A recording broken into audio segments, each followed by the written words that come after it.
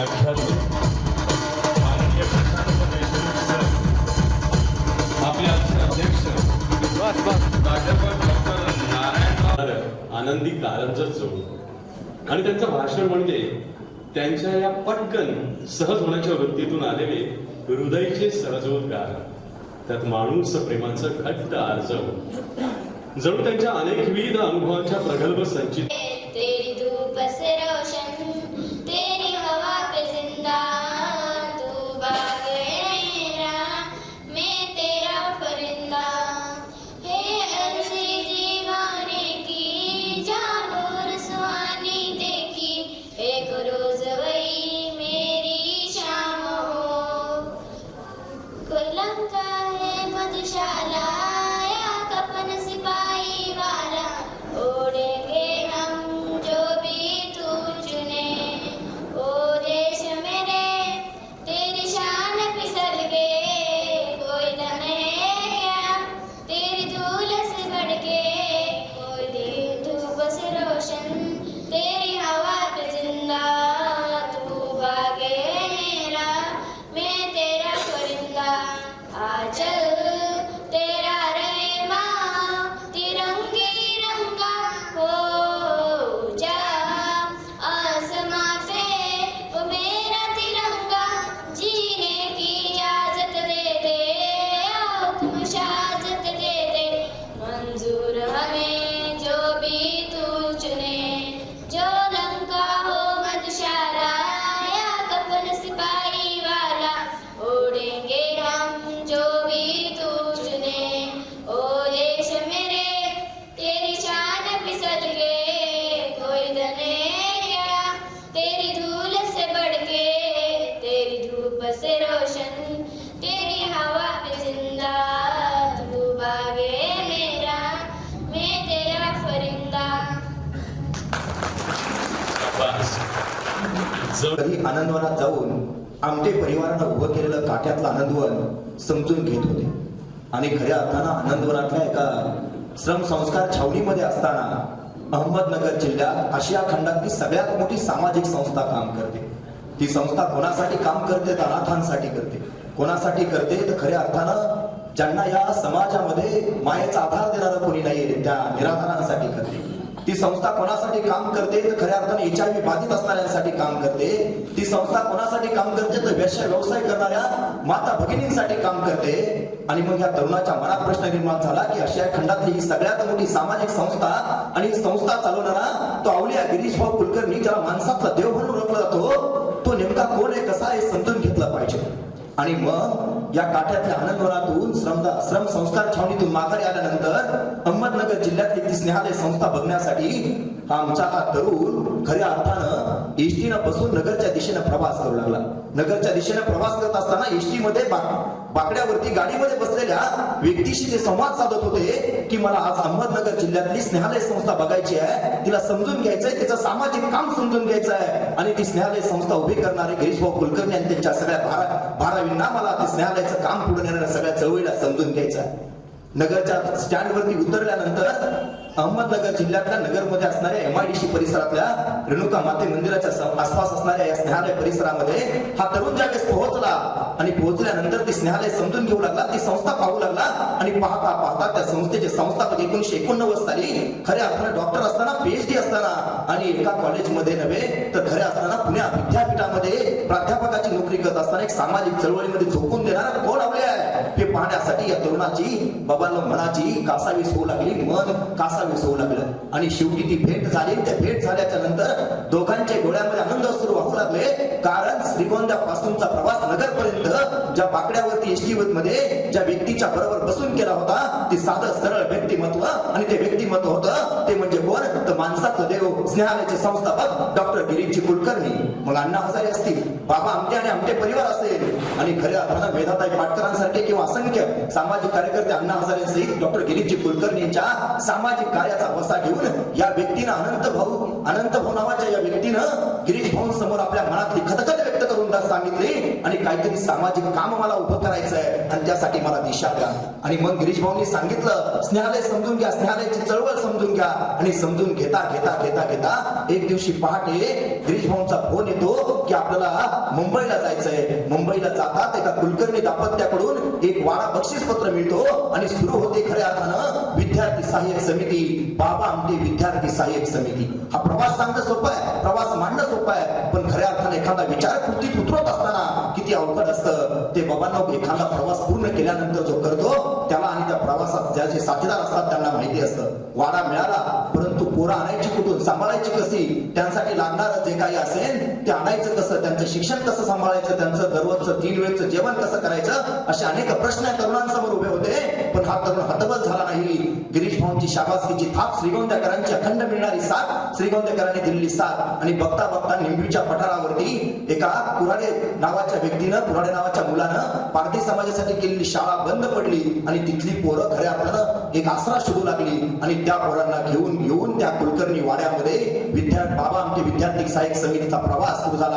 आणि बघता बघता त्या वाड्यात सुरू झालेला प्रवास खऱ्या अर्थानं तन मन धनातून केलेले कामं शिकत असलेली पोरं, पारधी समाजातली पोरं रात्री आपल्याला पळून गेल्यानंतर हा त्यांचा बाप त्यांच्या पाठीमागे जाऊन त्या पोरांना आणू लागला शिक्षण प्रवाहात. बाबांनो त्यांना आणू लागला. त्या दरम्यान विकास पाटलासारखा एक धारावाही त्यांना मिळून आला. आणि या सगळ्याची दखल आमच्या लोकसत्ता दैनिकानं घेतल्या. लोकसत्ता मधून ज्यावेळेस लेख प्रसिद्ध झाला आणि बघता बघता देणगीचा ओघ सुरू झाला. आणि त्या देणगीच्या ओघातून आणि बजाज कुटुंबाच्या परिवारातून जानकीबाई बजाज वसतिगृह भूगल वडगावच्या परिसरामध्ये दिमागदार पद्धतीने उभं राहिलं. आणि मग आज बाबा आमटे सहाय्यक समिती असेल, बाबा आमटे बाबांनो संस्था असेल, याच्या माध्यमातून चालतं काय, तर खऱ्या अर्थानं श्रीगोंदा आणि श्रीगोंदा पंचक्रोशीतील विद्यार्थ्यांना आणि तरुणांना योग्य दिशा देण्यासाठी, तरुणांना खऱ्या अर्थानं स्पर्धा परीक्षा समजून देण्यासाठी आणि तरुणांसाठी स्पर्धा परीक्षेची चळवळ उभी करण्यासाठी डॉक्टर APJ अब्दुल कलाम नावाने अभ्यासिका चालते. या पारधी समाजातल्या इतर समाजातल्या पोरांना शिक्षणात प्रवाह आणण्यासाठी जानकीबाई वसतिगृहाच्या माध्यमातून आणि विद्यार्थी सहाय्यक समितीच्या माध्यमातून कामकाज चालतं. खऱ्या अर्थानं श्रीगोंदा आणि श्रीगोंदा पंचक्रोशीमध्ये वैचारिक क्रांती झाली काय पाहिजे, कारण विचार बदलला की कृती बदलते आणि कृती बदलली की जीवन बदलतं. आणि म्हणून खऱ्या अर्थानं प्रबोधन व्याख्यानमालाने, व्याख्यानमालेचं बघता बघता 10वं वर्ष पहिलं पुष्प कोणी गुंफलं तर डॉक्टर यश वेलणकरांनी. भावनिक बुद्धी असते हे त्यांनी आम्हाला सहज आपल्या भाषेतनं समजून सांगितलं. दुसरं पुष्प गुंफलं ते आमच्या माई मेधा पाटकरांनी. आणि खऱ्या अर्थानं जन आंदोलनाची आणि पुन्हा एकदा ही स्वातंत्र्य अजून अपुरा आहे, आपल्याला अजून एका लढाईची गरज आहे हे आपल्याला समजावून सांगितलं. आणि आज तिसरं पुष्प गुंफण्यासाठी या महाराष्ट्राच्या मातीमध्ये, या रयतेच्या मातीमध्ये खऱ्या अर्थाने एक शिव व्याख्याते, ज्या शिवचरित्राच्या आणि शिवविचारांच्याच काळाची गरज आहे. शिवविचार आणि शिवचरित्र जर घराघरामध्ये पोहोचलं तर आजची आमची तरुणाई व्यसनाधीनतेकडे जाणार नाही. तरुण आज आमचा क्रांतिकारी विचाराकडे जाईल. आणि बघता बघता महाराष्ट्र नव्हे तर हिंदुस्थान एका आशादायी दिशेकडे जाईल. आणि म्हणून ही प्रबोधन व्याख्यानमाला, या व्याख्यानमालेचं 10वं वर्ष, त्यातलं एक तिसरं पुष्प गुंफण्यासाठी तुम्हा आम्हा सर्वांच्या साक्षीनं या ठिकाणी उपस्थित आहेत प्रशांत देशमुख सर. आणि आपल्या सगळ्यांना प्रशांत देशमुख सरांना ऐकायचं आहे या तरुणाचा प्रवास. या तरुणानं आनंदवनापासून, स्नेहालयापासून ही जी संस्था डॉक्टर APJ अब्दुल कलाम अभ्यासिका असेल, त्याचबरोबर ती बाबा आमटे विद्यार्थी सहाय्यक समिती असेल आणि अजून ही प्रबोधन व्याख्यानमाला असेल, हा प्रवास करत असताना त्यांना असंख्य श्रीगोंदेकरांनी खांद्याला खांदा देऊन साथ दिली, आजही साथ देत आहेत. पण या अवलियाचा म्हणजेच एका सामान्य कुटुंबात आईविना वाढलेल्या पोराचा हा प्रवास अथंग करणार आहे. एखादा विचार मनात यावा आणि तो कृतीत उतरावा आणि ती कृती आणि तो विचार बघता बघता बाबांना रूप धारण करावं. गेल्या लग्नावरील तुमच्या आमच्या सर्वांच्या साक्षीनं अनंत भाऊंची ही चळवळ आणि त्यांना साथ देणारे विकास पाटील असतील, शुभांगिता असतील, त्यांचे सगळे भाराबाई असतील, तुम्ही आम्ही सगळे असतील, ही चळवळ पुढे जाणार आहे. आनंद भाऊ कोण आहे, खऱ्या अर्थानं बोलणं माझ्यासारख्याला उचित ठरणार नाही, पण आनंद भाऊ कोण आहे तर माणसातले देव आहे. आनंद भाऊ कोण आहे तर खऱ्या अर्थानं श्रीगोंद्याचे ते बाबा आमटे आहे. आनंद भाऊ कोण आहे तर एक सामाजिक चळवळ उभा करणारा एक साधा सरळ शिपाई आहे. आणि एक विचार काय करू शकतो हे तुम्हाला आम्हाला दाखवून देऊन एक प्रेरणा स्रोत आपल्या सगळ्यांसमोर उभा करणार आहे ते आनंद भाऊ आहे. जय हिंद. ज्यांच्या दिलदार मनाचा कलदार प्रत्यय आपण सर्वांनी घेतलाय ते आपले आजचे अध्यक्ष आहेत प्राध्यापक डॉक्टर नारायणराव गवळी.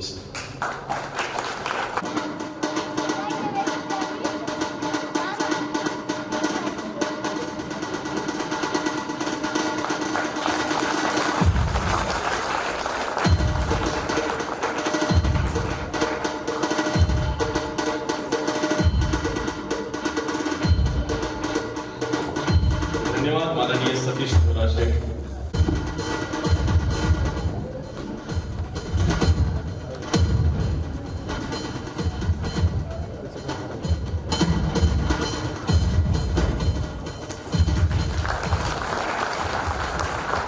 विलास पाटील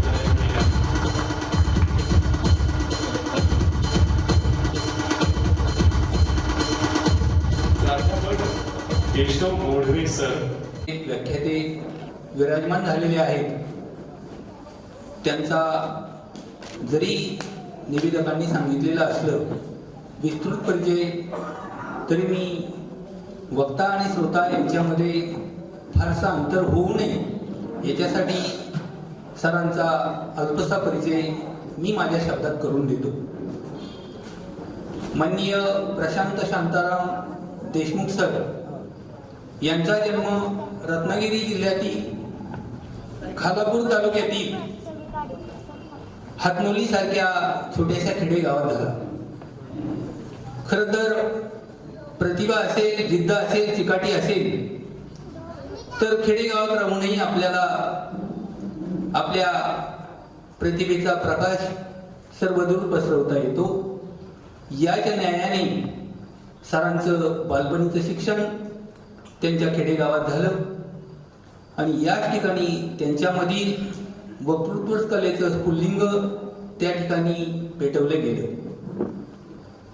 लहानपणीच शालेय शिक्षण घेत असताना सरांनी जयंती समारंभ असेल, एखादा इतर कुठला कार्यक्रम असेल, त्यामध्ये भाषण कलेची आवड सतत जिवंत ठेवली आणि सतत ती प्रेरित इतरांना करीत राहिली. छोट्या मोठ्या कार्यक्रमातून ही कला जोपासत असताना सरांनी पनवेल सारख्या ठिकाणी माध्यमिक शिक्षण घेतलं. माध्यमिक शिक्षण पूर्ण केल्यानंतर सरांनी पेन या ठिकाणी इंजिनिअरिंगचं शिक्षण पूर्ण केलं. इंजिनिअरिंगचं शिक्षण पूर्ण झाल्यानंतर पुढे काय करायचं हा प्रश्न असताना विविध कार्यक्रमामध्ये त्यांच्यातला वक्ता त्यांच्यामध्ये डोकावू लागला आणि त्यांना खुणावू लागला. सरांनी वक्तृत्व कलेला सुरुवात केल्यानंतर विविध महाविद्यालयामधून ज्या वादविवाद स्पर्धा, भाषण स्पर्धा यामध्ये स्वतःचा ठसा उमटवण्याचं काम केलं आणि त्यांनी नंतरच्या काळात नेताजी सुभाषचंद्र बोस, महाभारतातील कर्ण आणि राजे शिवछत्रपती या विषयावरील व्याख्यानाला न्याय देण्याचा प्रयत्न केला. या 3 विषयांना त्यांनी इतका न्याय दिला की संपूर्ण महाराष्ट्रामध्ये बहुचर्चित असलेली पुण्यातील वसंत व्याख्यानमाला आणि या व्याख्यानमालेमध्ये सरांना निमंत्रित करण्यात आलं. मोठी आवड आहे. जी 24 तास वाहिनीवर पसायदानावर त्यांची अनेक प्रवचने झालेली आहेत. त्यानंतर काही दिवसांनी त्यांनी आनंदाचा पासवर्ड हा कार्यक्रम सुरू केला आणि जाणकार रसिकांनी त्याला भरभरून प्रतिसाद दिला. त्याचप्रमाणे आजचा त्यांचा जो व्याख्यानाचा विषय आहे, जगणं सुंदर आहे, या व्याख्यानाचे त्यांचे महाराष्ट्रभर असंख्य प्रयोग झाले. त्यांच्यातील शिवचरित्रकारासोबतच आनंदाचा पासवर्ड देणारा व्याख्याता आणि जगणं सुंदर करायला शिकवणारा नामवंत वक्ता म्हणून महाराष्ट्राने त्यांना स्वीकारलेला आहे. खरं तर वाणीसोबत त्याला लेखणीचीही चांगली जोड असावी या भावनेने त्यांनी सकाळ वृत्तपत्र समूहात वर्षभर गुड मॉर्निंग हे सदर चालवलं आणि पुढे त्याचं रूपांतर एका लोकप्रिय पुस्तकामध्ये झालं. नवे या पुस्तकाच्या 6 आवृत्त्या प्रकाशित झाल्या आणि त्याला साहित्य अकादमीचा पुरस्कार मिळाला. गुड मॉर्निंग या पुस्तकामुळे त्यांची लोकप्रियता इतकी वाढत गेली, मध्य प्रदेश सरकारने भोपाळ येथील अकादमीने त्यांना व्याख्यानासाठी निमंत्रित केलं. त्यांच्या व्याख्यानाच्या आजपर्यंत 5 सीडी प्रकाशित झालेल्या आहेत आणि सर्व श्रोत्यांनी त्यांच्या या सीडींना भरभरून प्रतिसाद दिलेला आहे. त्याचप्रमाणे विद्यार्थ्यांच्या जीवनाला दिशा दाखवणारा वाट दाखवतो क्षितिजाची हा करिअर मार्गदर्शनाचा कार्यक्रम आजपर्यंत महाराष्ट्रातील अनेक नामवंत संस्थांनी ऐकवलेला आहे विद्यार्थ्यांसाठी या कार्यक्रमाचं आयोजन केलेलं आहे.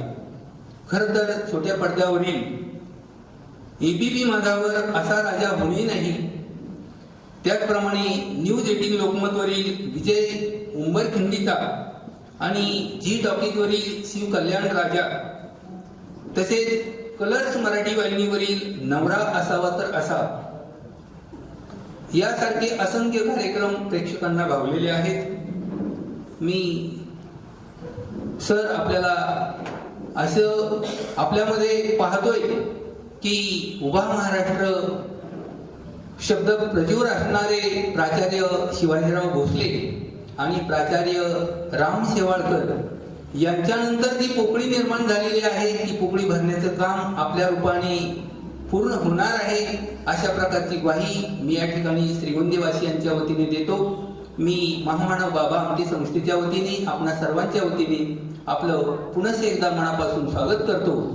आणि माणसाचं मोठेपण हे त्याच्या कुठे जन्मला, कोणत्या गावातून जन्मला यावर अवलंबून नसून आपण कशी विद्वत्ता संपन्न करता, आपल्या ज्ञानाला कशी झळाळी देता त्याबरोबर अवलंबून असतं. आपण ते सिद्ध केलेलं आहे.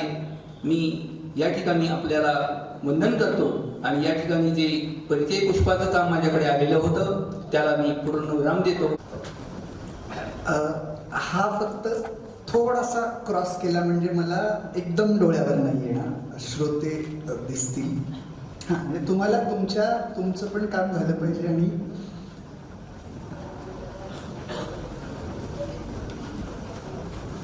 एक विनंती फक्त,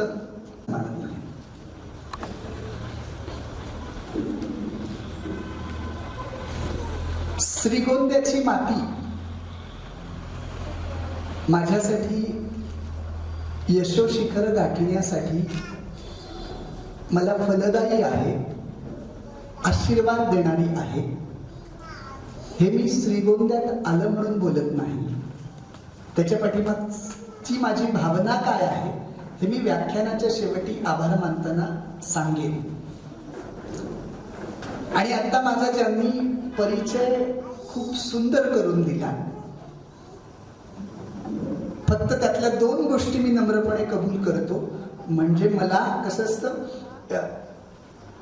आपण ते ऐकतोय आणि ते खरंच खरं आहे का, आणि एखादं त्यातलं चुकून काही वेगळं असेल तर मी गप्प बसणं म्हणजे त्याला दुजोरा देणं असं होईल. म्हणून 2च गोष्टी फक्त सांगतो की त्यांनी साहित्य अकादमीचा मला पुरस्कार मिळाला असं म्हटलेलं आहे, पण ते जरी खरं नसलं तरी तुम्हासारख्या श्रोत्यांच्या समोर आणि इतक्या चांगल्या वास्तूमध्ये ते बोलले, त्या शक्तीनं त्यांच्याकडून बोलून घेतलंय म्हणजे नक्कीच माझ्या हातून त्या दर्जाचं काहीतरी लिखाण होईल असं मला वाटतंय. कारण श्रीगोंद्याची माती माझ्यासाठी फलदायी आहे. आणि दुसरं, मी राजांच्या राजधानीच्या रायगडमधून आलोय. म्हणजे रत्नागिरीशी मला अजिबात वैर नाही, आमच्या कोकणातलंच आहे. पण फक्त या 2 गोष्टी मी का सांगितल्या की नाहीतर आपल्या डोक्यात कायम राहतं रत्नागिरी किंवा, आणि मग होतं असं की पुढे कोणीतरी परिचय करून देतं ना पुन्हा रत्नागिरी येतं, किंवा साहित्य अकादमीचा पुरस्कार मिळाला हेच सगळीकडे होतं. आणि मग मला पण असं थोडंसं छाती फुगल्यासारखं वाटतं की यस आपल्याला मिळालंय. तर एवढं फक्त मी नम्रपणे सांगितलं, चूक काढायची म्हणून अजिबात नाही, कारण तुम्ही खूप छान परिचय करून दिला. बाकी मात्र त्यांनी जे सांगितलं ना ते सगळं खरं आहे. बरं, गमतीचा भाग सोडा.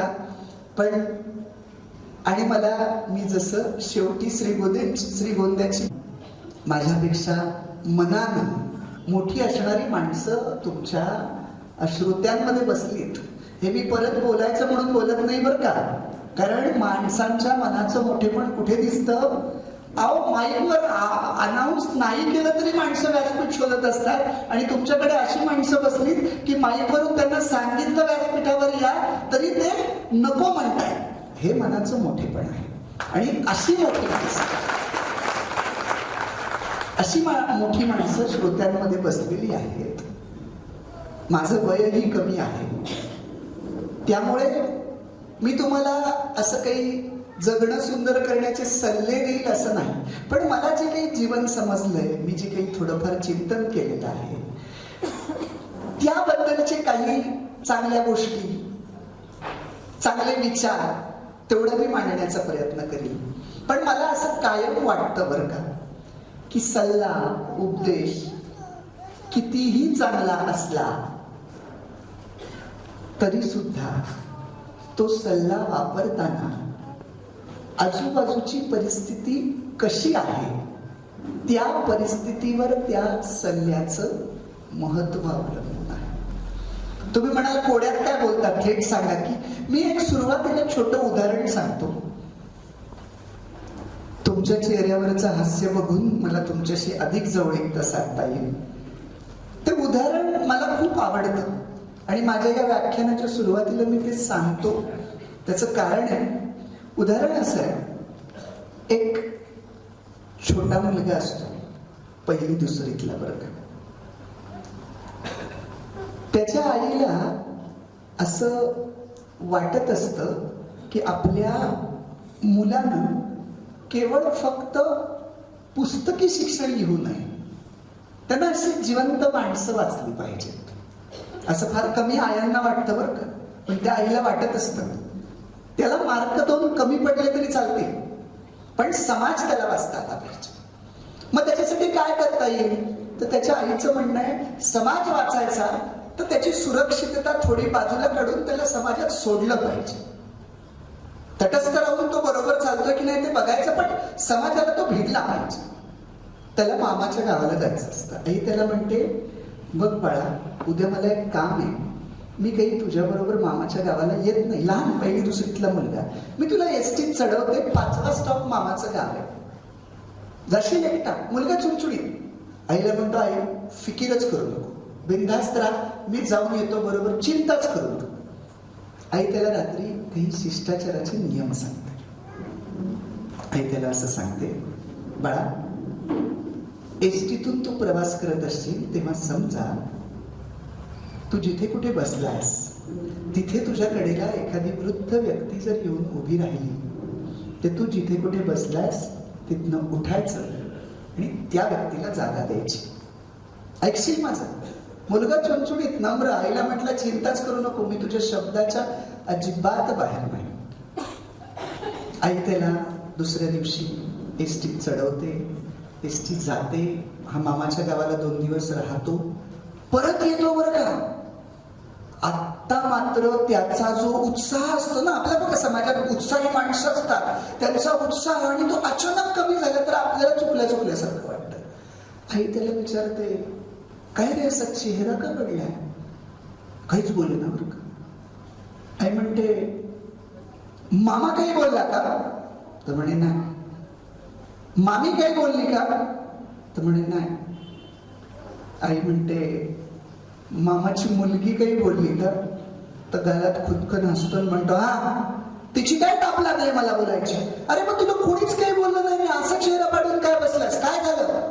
काय झालं म्हणजे काय, मला कोणीच काही बोललं नाही, पण तू जे असलं काही सांगते ना, वृद्ध व्यक्तींना बसायला जागा देत जा, असलं काही इथून पुढे सांगायचं नाही. आई म्हणते, काय झालं? काय झालं म्हणजे काय? एका आजीबाईंना मी एसटीत बसायला जागा देत होतो तर आजीबाईंनी माझ्या कानफड्यात मारली.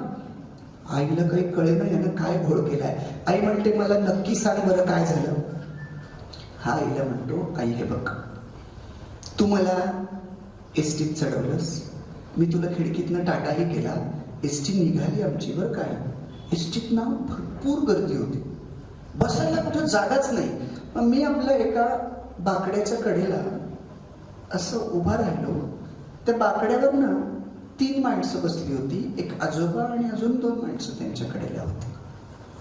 त्या आजोबांनी माझ्याकडे पाहिलं, मी पण पाहिलं. आजोबा माझ्याकडे बघून हसले, मग मी पण हसलो. आई तुला खरं सांगतो, मी त्यांना काहीच बोललो नाही. तेच मला बोलले, बाळा बसतो का रे मांडीवर? आई मी तुला खरं सांगतो, मी त्यांना काहीच बोललो नाही. त्यांनी मला अलगद उचललं आणि त्यांच्या मांडीवर ठेवलं. मला पण असं आयटीत बसावं असं वाटलं. एसटी सुरू झाली.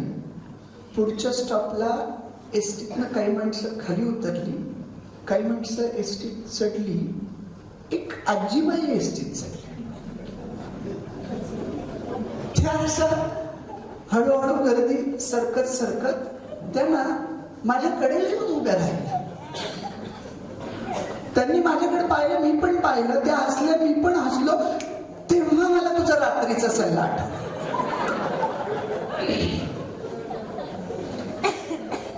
तू म्हणाली होतीस एखादी वृद्ध व्यक्ती आली तर जिथं कुठं बसलायस तिथनं उठायचं, त्या व्यक्तीला बसायचं. आता मला कळेना करू तर मी काय करू, तरी मला समजेना. मग मला ना साने गुरुजी आठवले, श्यामची आई आठवली.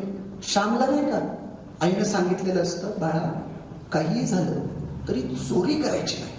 एकदा श्यामला भूक लागलेली असते, तो देवळात जातो, त्याच्याकडे पैसे नसतात, देवाच्या दारात पैसे असतात, असे पैसे उचलतो खाऊ घेण्यासाठी, खाऊ आणायला. आणि मग त्याला आठवतं आई म्हणाली काही झालं तरी पैसे चोरायचे नाही, तो पैसे जसेचे तसे ठेवतो. मग मी असा विचार केला, श्यामला भूक लागली असताना सुद्धा, पोटात भूक असताना सुद्धा तो जर आईचा सल्ला ऐकतोय, आईचा उपदेश ऐकतोय, तर माझं पोट भरलेलं आहे, तर मी का नको आईचं ऐकू? मी त्याबरोबर श्यामचा आदर्श डोळ्यासमोर ठेवून आजोबांच्या मांडीवरून टुनकत खाली उडी मारली आणि आजीबाईंना हाताला धरलं आणि आजीबाईंना म्हटलं आजीबाई बसायचं.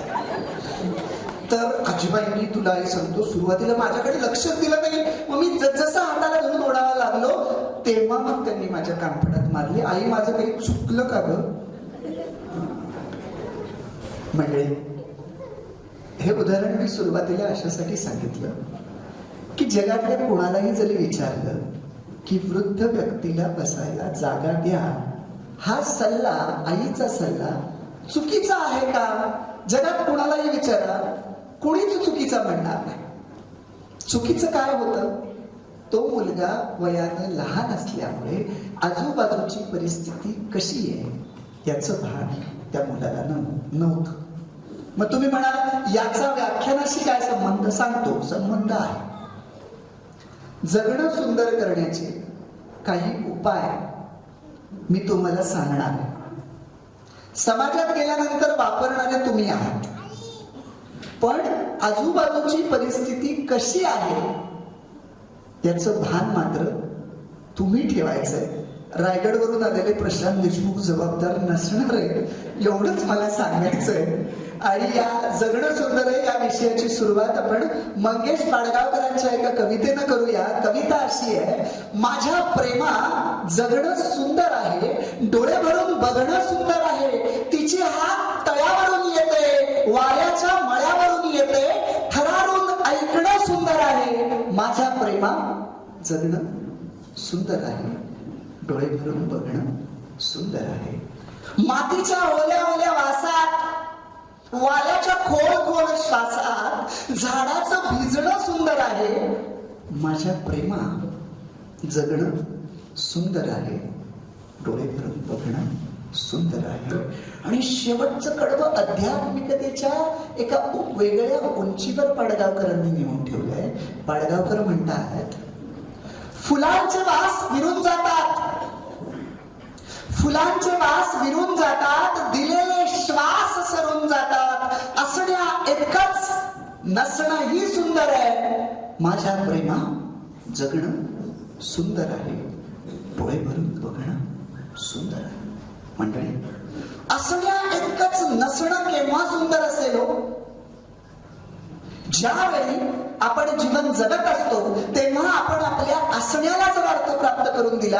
तुम्ही विचार करा, छत्रपती शिवाजी महाराज, माँसाहेब जिजाऊ, संत तुकोबाराय, संत ज्ञानेश्वर माऊली, संत रामदास स्वामी, बाबा आमटे की ज्यांच्या नावाने संस्था आहे, ही सगळी मंडळी आज शरीरानं आमच्यामध्ये नाहीयेत.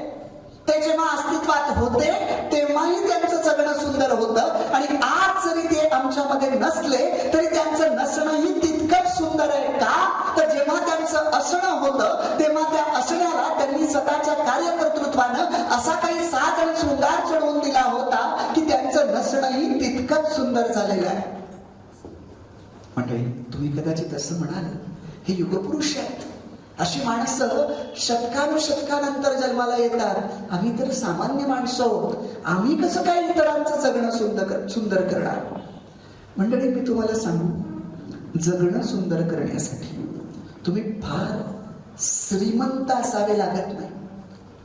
तुमची परिस्थिती कशी आहे याची गरज नाही. प्रश्न असा आहे की तुमची मनस्थिती कशी आहे याची गरज आहे. ही उभी राहिलेली संस्था याच द्योतक उदाहरण आहे की एका शाळेतला शिपाई म्हणून काम करणारा एक तरुण असं कार्य उभं करू शकतो. हे कशाचं प्रतीक आहे? आनंदजी झेंडेंचं या बाबतीत आणि त्यांच्या सगळ्या टीमचं कौतुक केलं पाहिजे. अहो, माणसाला फार पैसा नाही लागत आणि आर्थिक परिस्थिती राहिलं गरीब आणि श्रीमंतीचा प्रश्न. तुम्ही कधी विचार करून बघितलाय का? श्रीमंत कुणाला म्हणायचं आणि गरीब कुणाला म्हणायचं? एखाद्याचा महिन्याचा पगार 1,00,000 रुपये, ती व्यक्ती गरीब का श्रीमंत? नाही याचं उत्तर सांगता येणार. कारण मी तुम्हाला सांगतो, हा प्रश्न कुणाला विचारला जातोय यावर त्या प्रश्नाचं उत्तर अवलंबून आहे. ज्याचा महिन्याचा पगार 10,000 रुपये आहे अशा व्यक्तीला तुम्ही जाऊन विचारलं 1,00,000 रुपये पगार आहे, ही व्यक्ती गरीब का श्रीमंत? तो सांगेल श्रीमंत. पण हाच प्रश्न तुम्ही टाटा बिर्लांना विचारला तर त्यांच्या दृष्टीनं हा माणूस गरीब. मला असं वाटतं 1,00,000 रुपये पगार असणारा माणूस समाजासाठी 500 रुपये नक्की देऊ शकतो आणि 10,000 रुपये पगार असणारा माणूस समाजासाठी 50 रुपये नक्की देऊ शकतो. मी ना माझ्या डोळ्यासमोर असं चित्र उभं करतो बरं का. तुम्ही असं चित्र उभं करून बघा की जगणं कधी सुंदर होईल सांगू तुम्हाला. तुम्ही अशी कल्पना करा, एक भगवंताचं वरती मंदिर आहे डोंगरावर आणि अशा खाली हजारो पायऱ्या आहेत. प्रत्येक पायरीवर त्यांचा भक्त वरती परमेश्वराच्या दर्शनासाठी चाललाय. तुम्ही कुठल्या तरी त्यातल्या एका पायरीवर आहात. तुमचा हा जो उजवा हात आहे तो उजवा हात तुमच्यापेक्षा बुद्धिमत्तेनं, कीर्तीनं, सत्तेनं एक पाऊल वरती असलेल्या माणसाने तुमचा हात असा धरलाय. तुम्हाला वरती उचलून घेण्यासाठी, तुम्हाला प्रगतीच्या दिशेनं एक पाऊल उचलून घेण्यासाठी तुमचा हात त्यानं धरलेला आहे. तुमचा डावा हात रिकामा आहे. तुम्हाला काय करायचंय? आपल्यापेक्षा सत्तेनं, संपत्तीनं, पदानं एक पाऊल खाली असलेल्या पायरीवर जो माणूस आहे त्याच्या हातात त्याच्या प्रगतीसाठी आपल्याला आपला रिकामा असलेला हात द्यायचा आहे. आणि अशी साखळी जर समाजात उभी राहिली तर मला सांगा, समाजाचं जगणं सुंदर व्हायला कितीसा वेळ लागेल. पण दुर्दैव काय, पाय खेचतात. म्हणून तर ते महाराष्ट्राबद्दल सांगितलं जायचं की एकदा वेगवेगळ्या राज्यातल्या खेकड्यांचं प्रदर्शन भरलेलं असतं आणि फक्त महाराष्ट्रातल्या खेकड्यांच्या बरणीला झाकण नसतं. कोणीतरी म्हणतं हे खेकडे पळून जातील, तेव्हा कोणीतरी उत्तर देतं नाही जाणार, हे महाराष्ट्रातले आहेत. एक चढला की दुसरा त्याचा पाय खेचायला तयारच असतो. मला असं वाटतं तुम्ही कोणाच्या आयुष्यात, कोणाच्या वाटेवर 2 फुलं नाही, तुकडीत जरी पहिली आली तरी आमच्या पोटात भीतीचा आणि मत्सराचा गोळा यायला लागतो. जगातलं कोणी का प्रगती करेल? म्हणजे मला तर कायम असं वाटत त्यांनी 2 गाणी द्यावीत. सूर्यकुलाशी ज्यांचे नाते त्यांनी थोडासा उजेड द्यावा. युगायुगाचा अंधार जेथे पहाटेचा गाव न्यावा. ज्यांच्या अंगणी ढग झुकले त्यांनी ओंजळ पाणी द्यावे. आपले श्रीमंत हृदय रिते करून त्यांनी भरून घ्यावे. आणि शेवटचं कडवं बघा कसं आहे. आभाळा एवढी ज्यांची उंची, आभाळा एवढी ज्यांची उंची त्यांनीच थोडेसे खाली यावे. मातीत ज्यांचे जन्म मळले त्यांना उचलून वरती घ्यावे. मंडळी, या संस्थेचं जे काम चालू आहे ना, ही जी मुलं मला इथे बसलेली दिसतात, मी आत्ताच संस्थेच्या असलेल्या त्या परिसरामध्ये मगापासून 2-2.5 तास होतो. जुनी ज्या ठिकाणी ही संस्था सुरू झाली तो वाडाही बघितला आणि आता तिला जे बाळसं धरतंय, चांगलं रूप येत आहे, ते ग्राउंड, ती जागा, मुलं खेळत आहेत, तिथलं वातावरण, हे सगळं पाहिलं आणि मला वाटतं की खरोखरच मातीत ज्यांचे जन्म मिळाले त्यांना उचलून वरती घेण्याचाच ही संस्था म्हणजे प्रयत्न आहे. आणि असं जर आपण करू शकलो तर आपण अनेकांचं जगणं सुंदर करू शकतो. आणि हे केलं पाहिजे. फक्त त्याच्यासाठी मनाचं मोठेपण गरजेचं आहे. पण तुम्ही बघा, काळ इतका बदललाय, ज्याला आम्ही प्रगती म्हणतो, ती प्रगती इतकी राक्षसी झाली आहे की तुम्ही खरंच आठवून बघा, 20, 25, 30 वर्षापूर्वी गावातलं एखादी मुलगी जर पहिली आली ना तर अख्ख्या गावाला वाटायचं की आपल्या घरातलं कोणीतरी पहिलं आलंय. आता माणसं ना दुसऱ्याच्या आनंदानं आनंदी नाही होत. आता माणसं कुठल्या अवस्थेला येऊन पोहोचलीत माहितीये? एक रूपक कथा, अतिशयोक्ती नाही, त्याच्यातला बाकीचा भाग सोडा, पण मतितार्थ महत्वाचा आहे. एका माणसाला देव प्रसन्न होतो आणि त्याला सांगतो की उद्या सकाळी पहाटे माझ्या देवळात ये, तू जे मागशील ते तुला मिळेल. आता हा रात्री काय करतो माहितीये का? यादीच तयार करायला सुरुवात करतो की देवाकडे काय काय मागायचं, काही विसरायला नको. यानं स्वतःला काय पाहिजे ते मागावं ना. पण याची मागणी कशी असते माहिती? खिडकीत शेजाऱ्याकडे अशी गाडी आहे का त्याच्यापेक्षा भारी माझ्या, असा बंगला आहे का, म्हणजे सगळं जे आहे ते त्याच्यापेक्षा भारी. देवाकडे जातो, सकाळी देतो यादी, देव म्हणतो हे सगळं तुला मिळेल. हा म्हणतो मला मिळेल ना, हो मिळेल, पण एक अट आहे. हा देवाला म्हणतो अट काही असू दे, मला मिळेल ना, म्हणे मिळेल, पण एक अट आहे, आधी ऐकून घे. देव सांगतो अट अशी आहे, तू जे मागशील ते तुला मिळेल, पण त्याच्या दुप्पट तुझ्या शेजाऱ्याला मिळेल. आता सांग काय देऊ? हा म्हणतो देवा तू माझ्याशी राजकारण केलंस बरं का, मी पण तूच बनवलेला माणूस. हा देवाच्या हातातली यादी घेतो, फाडून टाकतो आणि देवाला म्हणतो देवा नक्की दुप्पट मिळेल? देव शांतपणे म्हणतो मी काय कलियुगातला राजकारणी आहे का शब्द फिरवायला? नक्की मिळेल, माग. आता हा माणूस जे मागतो ना ते कलियुगातला माणूस कुठल्या अवस्थेला येऊन पोहोचलाय त्याचं द्योतक आहे. हा माणूस देवाकडे म्हणतो देवा मी जे मागेल त्याच्या दुप्पट जर माझ्या शेजाऱ्याला मिळणार असेल तर देवा मी एका डोळ्यानं आंधळा होऊ दे. का? तर दुप्पट म्हणजे शेजाऱ्याचे दोन्ही डोळे जातील. म्हणजे मला माझा एक डोळा गेल्याचं दुःख नाही, तर माझा आनंद कशात आहे? शेजाऱ्याला काहीच दिसत नाही याच्यात मला आनंद आहे. तर मध्ये एका व्हॉट्सअपवर तो विनोद फिरत होता की देशपांडे काकांना लॉटरी लागलेली असते आणि जोशी काका खूप आनंदात असतात. त्यांना कोणीतरी जोशी काकांना विचारतं अहो देशपांडे काकांना लॉटरी लागली आहे काल, तुम्ही का खुश आहात? ते म्हणतात ऐका त्यांना लॉटरी लागली आहे पण त्यांचं तिकीट हरवलंय मला आता कळलंय.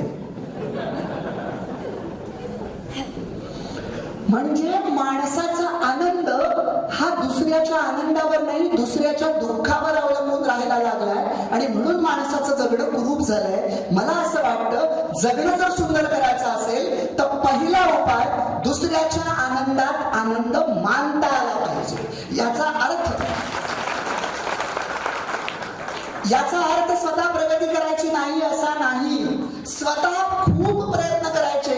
पण समजा अपयश आलं, शेजाऱ्याला यश मिळालं तर तितक्याच खिलाडू वृत्तीनं त्याचा आनंद हा आपला आनंद समजता आला पाहिजे. आणि पूर्वीची माणसं मनानं इतकी मोठी होती म्हणून त्यांना खरा आनंद आणि खरं सुख सापडत होतं.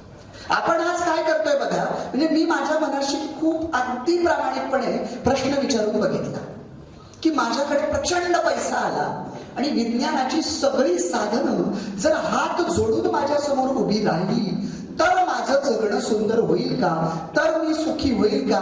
मी खोलात जाऊन विचार केला.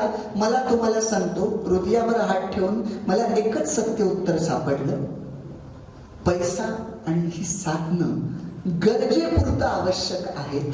नीतिमंत श्रीमंतही व्हायला हरकत नाही, पण जगण्याचा आनंद या गोष्टींवर अजिबातच नाही. जगण्याचा आनंद हा आपल्या मनावर आहे. तुम्ही म्हणाल कसं?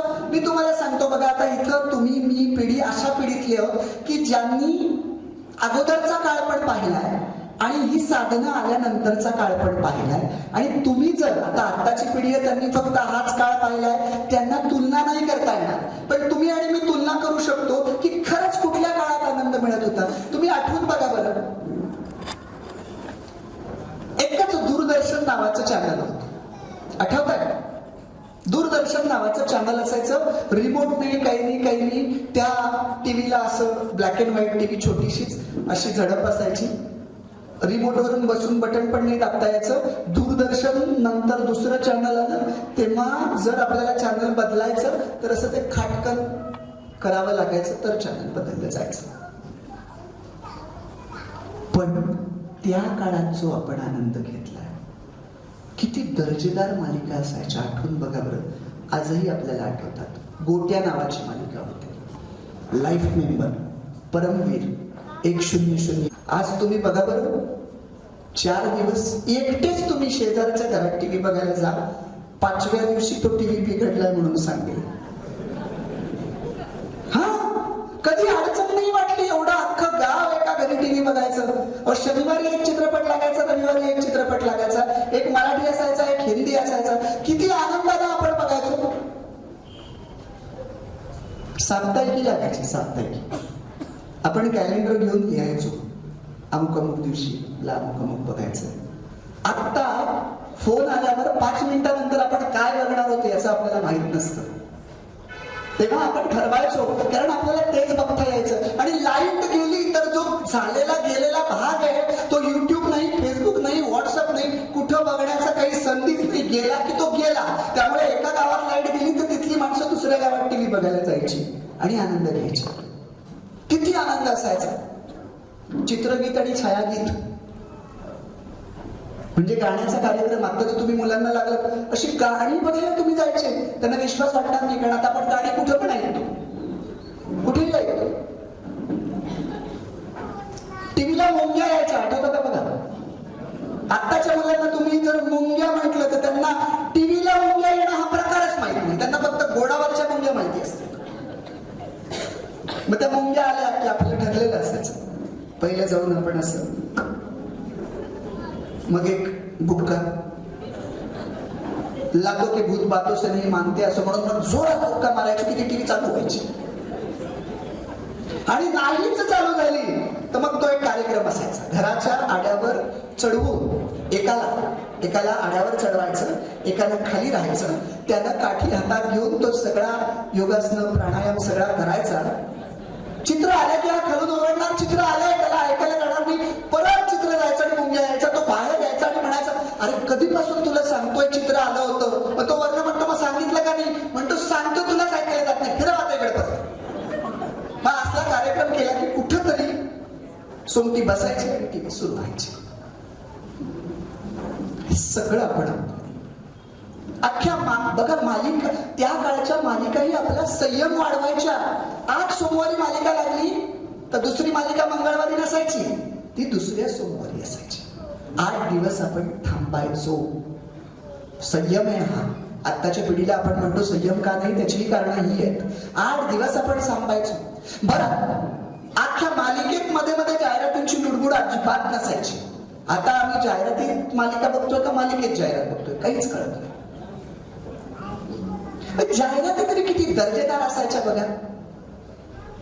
निर्माची जाहिरात यायची बघा, ती छोटी मुलगी स्कर्ट मधली, त्या गुडघ्याच्या वरती स्कर्ट आहे आणि ती शिकारत फिरायची आणि टोन असायची, वॉशिंग पावडर निर्मा, दूध की सफेदी. मला सांगा, ती छोटी मुलगी तोकड्या कपड्यात होती, गुडघ्याच्याही वरती तिचा स्कर्ट असायचा, पण टीव्ही बघणाऱ्या प्रत्येक माणसाला असं वाटायचं ती आपल्या घरातली छोटी दीदी आहे. आजही मालिकांमध्ये गुडघ्याच्या वरती तोकडा स्कर्ट असतो, पण घरातल्यांना वाटतं का आपल्या घरातली ही दीदी आहे. याचं कारण काय?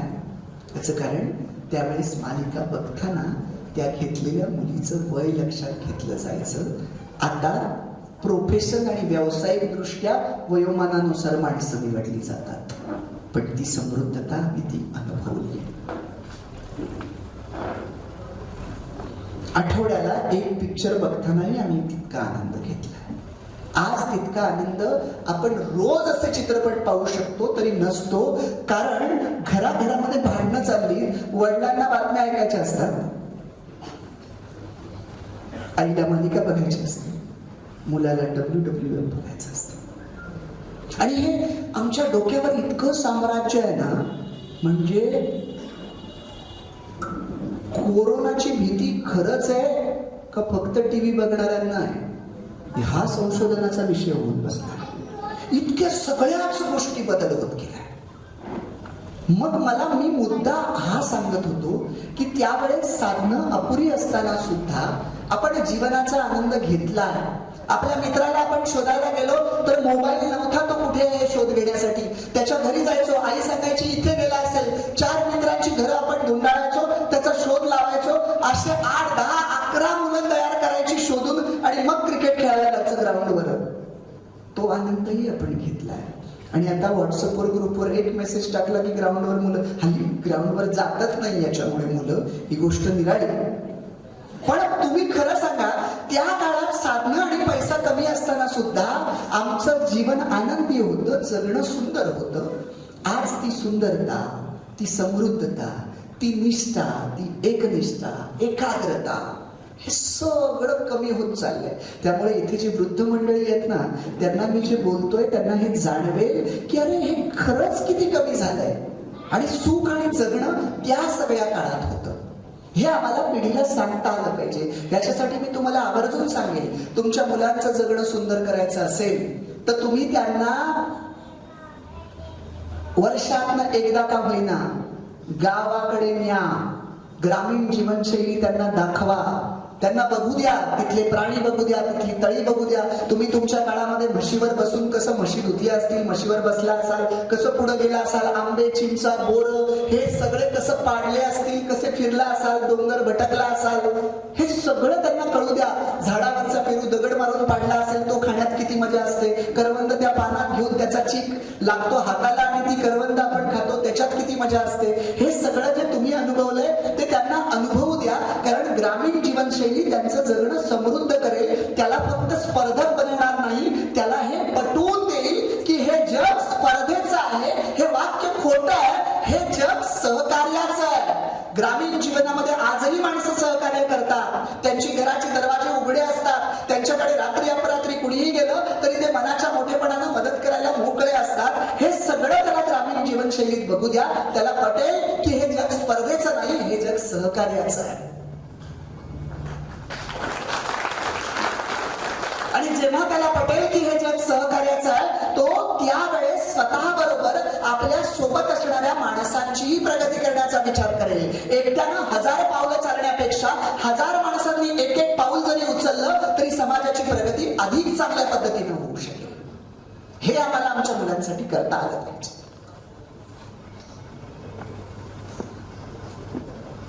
बघा, जगणं सुंदर करण्याचा पहिला उपाय सांगितलाय, दुसऱ्याच्या आनंदात आनंद मानणं. जगणं सुंदर करण्यासाठी मुलांना ग्रामीण भाग दाखवा. आणि तिसरं मी तुम्हाला सांगू का, आपल्या सगळ्याच शिकलेल्या माणसांसाठी जगणं सुंदर करण्याची एक गोष्ट परमेश्वरानं आपल्या तोंडात दिली. फक्त तिला जर आपण व्यवस्थित वापरली ना तर आपण दुसऱ्याच्या हृदयात आनंद निर्माण करू शकतो. ती गोष्ट म्हणजे जिभेला हाड नसतं असं म्हणतात, पण पुढच्याची हाडं खिळखिळी करण्याची ताकद याच जिभेमध्ये असते. पण कधी कधी इकडचा शब्द तिकडे झाला तर आपली सुद्धा हाडं खिळखिळी करण्याची ताकद याच जिभेत असते. मला म्हणायचं आहे, छान आणि गोड बोलायला काय लागतं. समजा तुमचा एखादा मित्र चांगला शर्ट घालून आलाय, तो असं येतोय आणि तुम्ही इथनच त्याला असं केलं, त्याला किती आनंद मिळेल.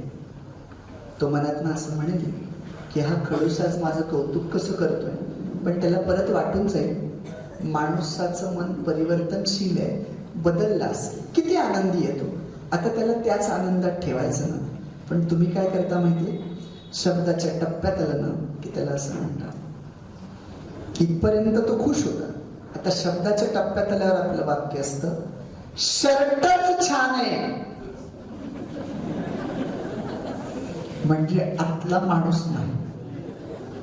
आता इथे महिला वर्ग आहे म्हणून मी साडीबद्दल बोलेन.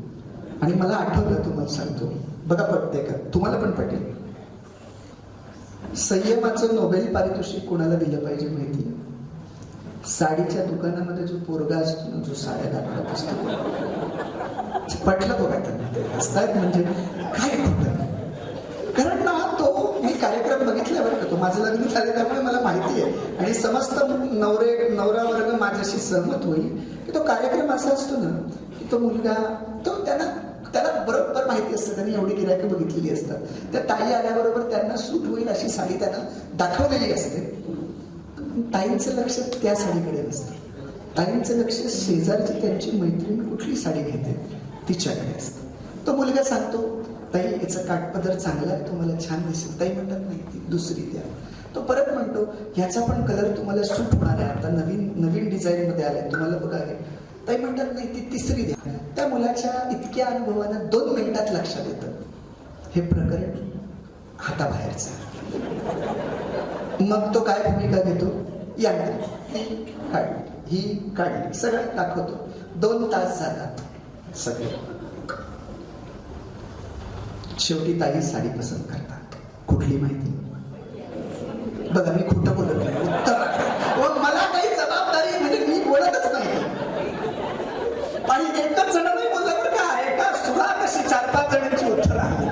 बाकीला पण माहिती पण ते फक्त बोलल्या नाहीत. आणि तुमचा तर बोलण्याचा प्रश्नच नाही, कारण घरी जाऊन जेवण मिळालं पाहिजे. त्यामुळे साडी हा विषय उलट तुम्ही मनात म्हणत असाल कशाला साडीची आठवण करून दिली आहे, ती राहिली घ्यायची, ती आता परत आठवण झाल्यावर उलट मी कुठे आणलं होतं, बायकोला चांगले विचार ऐकले, माझी कटकट बंद होईल, आता तुम्ही साडीची आठवण करून दिली. बरोबर आहे, पहिली साडी निवडली जाते. मग प्रश्न असा आहे की मग एवढे 2 तास कशासाठी निवडली. तर मला मुद्दा पुढचा सांगायचा आहे की अशी एखादी तुम्ही साडी छान निवडलीत आणि तुम्ही तुमच्या ऑफिसमध्ये कार्यालयात गेलात आणि तुमच्या मैत्रिणीनं कौतुक केलं तर तुम्हाला किती छान वाटेल, तुमचं जगणं सुंदरच झाल्यासारखं वाटेल.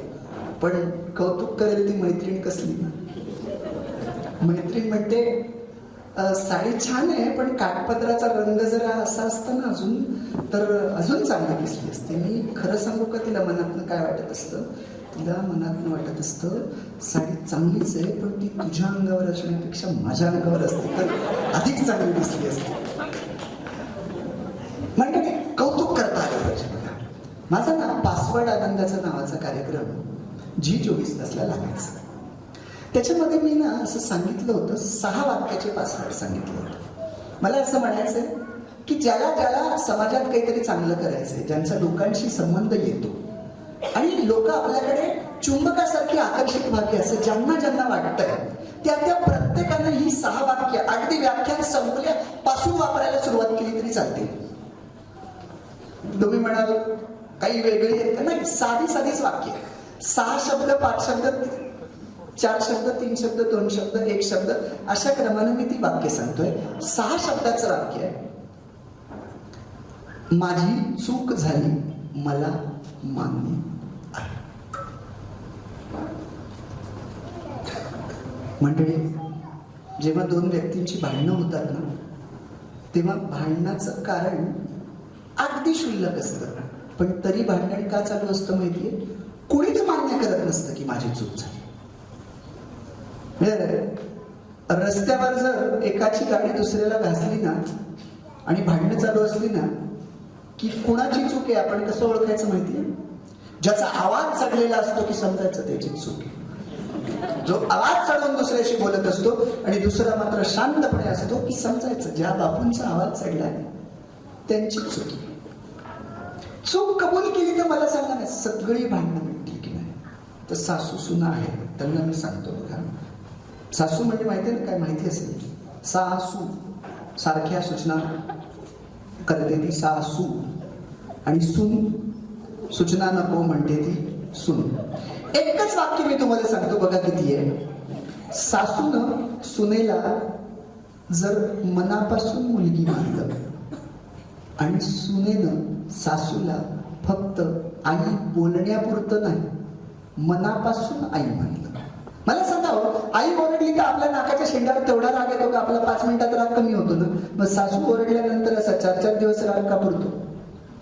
हाही संशोधनाचा विषय आणि समस्त सासवांसाठी हाही संशोधनाचा विषय की आपली मुलगी माहेरी आली आणि तिने गाऊन घातला तर तो चालतो आणि सुनेला मुलगी म्हणायचं तिने घातला तर मात्र चालत नाही. हाही संशोधनाचा विषय. एकच आहे की खऱ्या अर्थानं सासूनं सुनेला मुलगी मानलं आणि खऱ्या अर्थानं सुनेनं सासूला आई मानलं तर तुम्हाला सांगतो या दोघींमध्ये जे तुमच्या माझ्यासारख्याचं जे सँडविच होतं ना ते होणं बंद होऊन जाईल आणि जगणं सुंदर होईल. कारण जगण्याची सुंदरता ही घरातून होत असते हो.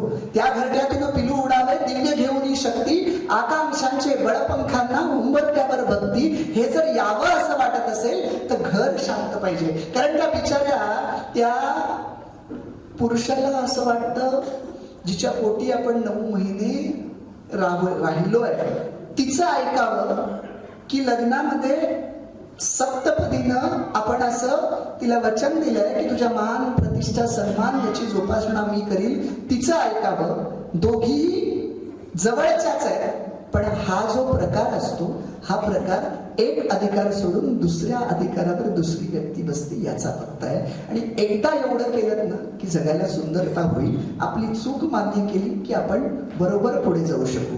ते बघा आपल्या गाड्यांना एका गाडीला दुसरी गाडी घासली आणि तुम्ही प्रयोग करून बघा. दुसरा माणूस कितीही तावातावानं भांडायला आला आणि तुम्ही फक्त एकच वाक्य त्याला बोललात, भाऊ माझी चूक झाली, मला मान्य आहे, नवीन गाडी चालवायला शिकतोय, त्याचा 90% राग कमी झालेला असेल. 90% त्याला त्याचा तो प्रसंग आठवेल की जेव्हा त्यानं पुढं माणूस आल्यावर ब्रेक दाबण्याच्या ऐवजी ऍक्सिलेटर दाबला होता. 5 शब्दाचं वाक्य आहे, हे तू फारच छान केलंस. आपल्याला कौतुक करता आलं पाहिजे. आपल्या शाळेतला साधा एखादा कोणी व्यक्ती असेल की जो साधं काम करतोय त्याचंही कौतुक आपल्याला करता आलं पाहिजे आणि वरिष्ठ पदावर असलेल्या व्यक्तीचंही कौतुक आलं पाहिजे. आपला भाऊ असेल त्याने चांगलं काम केलं असेल तर त्याचंही आपल्याला कौतुक करता आलं पाहिजे. कौतुक माणसांना प्रेरणा देतं. 4 शब्दाचं मंत्र आहे, तुझं मत काय आहे. आपल्याला जर नेतृत्व करायचंय तर आपल्या सहकार्यांचं मत आपण लक्षात घेतलं पाहिजे. खान जेव्हा विजापुरातून निघाला ना तेव्हा बघा मत लक्षात घेणं किती महत्वाचं आहे. खान विजापुरातून निघाला तेव्हा शिवाजी राजांना राजगडावर बहिर्जी नायकांच्या पथकानं इशारत केली होती की खान निघालाय. राजांनी येसाजी नेताजी तानाजी बाजी रामजी या सगळ्यांना गोळा केलं आणि विचारलं, बोला काय करावं. सलाह करावा म्हणजे तह करावा की खानाबरोबर लढावं. राजांनी मनात ठरवलं होतं बरं का की खान कपटी आहे, खान क्रूर आहे, याच्याशी आपण लढायचंच पण आपल्या सहकार्यांचं मत लक्षात घेऊ. तुम्हाला सांगतो त्यावेळेस खानाचा दबदबा इतका होता, कोथळा बाहेर काढला नंतरचा इतिहास, पण तेव्हा जर कुणाला विचारलं कोण जिंकेल तर खानाची ताकद मोठी होती. सगळे सहकारी राजांचे सांगतात की आपलं स्वराज्य आत्ताच तयार होत आहे, आपण सलाह करूया. राजे फक्त त्यांचं मत ऐकतात, काहीच बोलत नाही. दालनात येतात, विचार करतात. आपले सहकारी मनानच खचलेत. खानाचा पुतळा आपल्याला बाहेर काढता येईल पण त्यानं आणलेल्या 10,000 सैन्याबरोबर जे माझं सैन्य भिडणार आहे ते सैन्य जर मनानं खचलेलं असेल तर आपण कसं जिंकणार. युद्ध ही पहिल्यांदा मनात जिंकली जातात आणि मग ती नंतर रणात जिंकली जातात. कसं जिंकणार आपण. राजे विचार करतात काय केलं पाहिजे, काय केलं पाहिजे. बघा धार्मिक श्रद्धांचा वापर समाज कल्याणासाठी करता येऊ शकतो हे पुढच्या उदाहरणानं राजांनी दाखवून दिलंय. राजे रात्री विचार करतात, एक विचार त्यांच्या डोक्यात येतो, सकाळी याची अंमलबजावणी करायची असं ठरवतात. पहाटेच पुन्हा एकदा येसाजी नेताजी तानाजी बाजी रामजी या सगळ्यांना बोलावतात. त्यांना काही कळेना रात्रीतनं खान आला की काय आणि सगळ्यांना सांगतात. चेहरा फुललेला असतो राजांना आणि सांगतात, गड्यांनो आज आपली फत्ते झाली.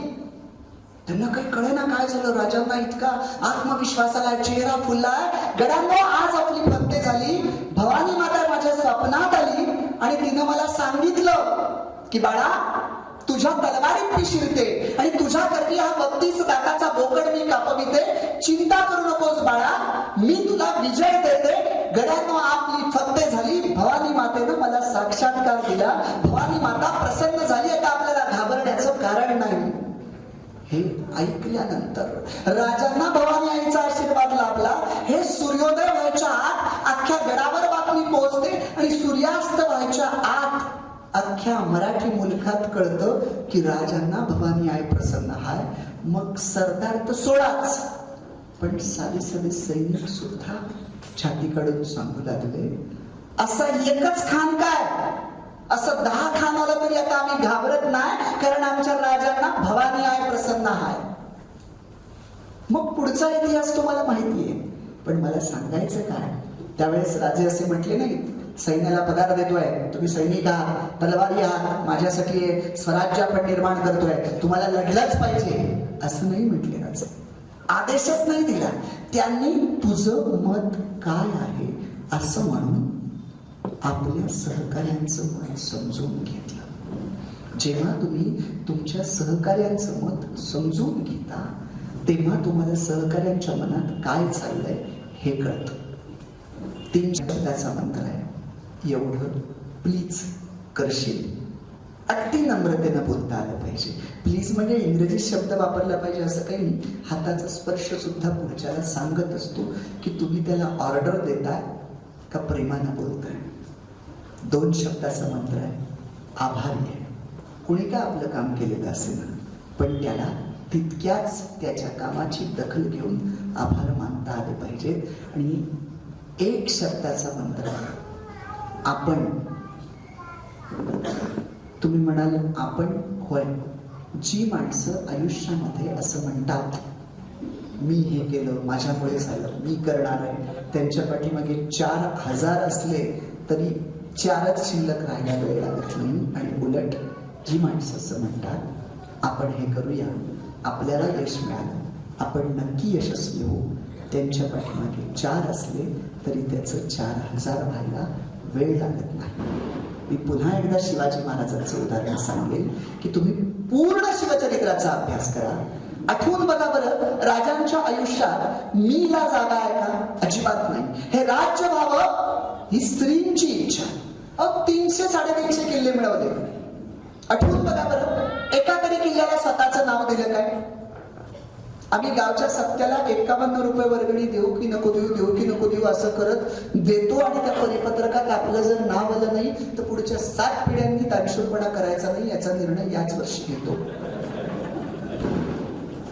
बाकीचे किल्ले तर राजांचे सोडाच, पण मी ज्या रायगड जिल्ह्यातून आलोय, तुम्ही कधी रायगडावर गेलात ना तर अख्खा रायगड फेरी सुरक्षित किल्ला बांधलाय हे कळलं तेव्हा राजे खुश होतात आणि हिरोजींना विचारतात, हिरोजी बोला तुम्हाला काय पाहिजे, एवढा देखणा आणि सुरक्षित किल्ला बांधलाय, बोला तुम्हाला काय हवंय. हिरोजी पुढे भाबडे. हिरोजी म्हणाले, राजा काहीच नका बघा. अहो मंडळी, राजे म्हणजे आत्ताचे पक्षश्रेष्ठी. आणि तुम्ही असा विचार करा, पक्षश्रेष्ठी खुश आहेत आणि आत्ताच्या हिरोजींना जर विचारलं असतं बोला तुम्हाला काय पाहिजे, तर मी खात्रीनं सांगतो सुरुवातच खासदारकीच्या तिकिटापासून झाली असते. मग आमदारकी, जिल्हा परिषद, पंचायत समिती, ग्रामपंचायतीचं तरी द्या. राजे ऐकेच नात म्हटल्यावर हिरोजी काय म्हणतात माहितीये? हिरोजी म्हणतात, राज देणार असाल तर एकच काम करा, जगदीश्वराच्या मंदिराच्या पायरीवर माझं नाव तेवढं लिहा. मिरवण्यासाठी का? अजिबात नाही. भावना किती उदात्त आहे बघा. हिरोजी पुढे म्हणतात, राज तुम्ही जेव्हा जेव्हा गडावर असताना तेव्हा तेव्हा तुम्ही मंदिरात देवाच्या दर्शनाला येता. ज्या पायरीवर माझं नाव लिहिलेलं असेल त्या पायरीवर जेव्हा तुमचा पाय पडेल ना तेव्हा मला असं वाटेल की माझ्या मस्तकी राजांच्या चरणाचा स्पर्श होतोय. हे भाग्य माझ्या पदरात टाका.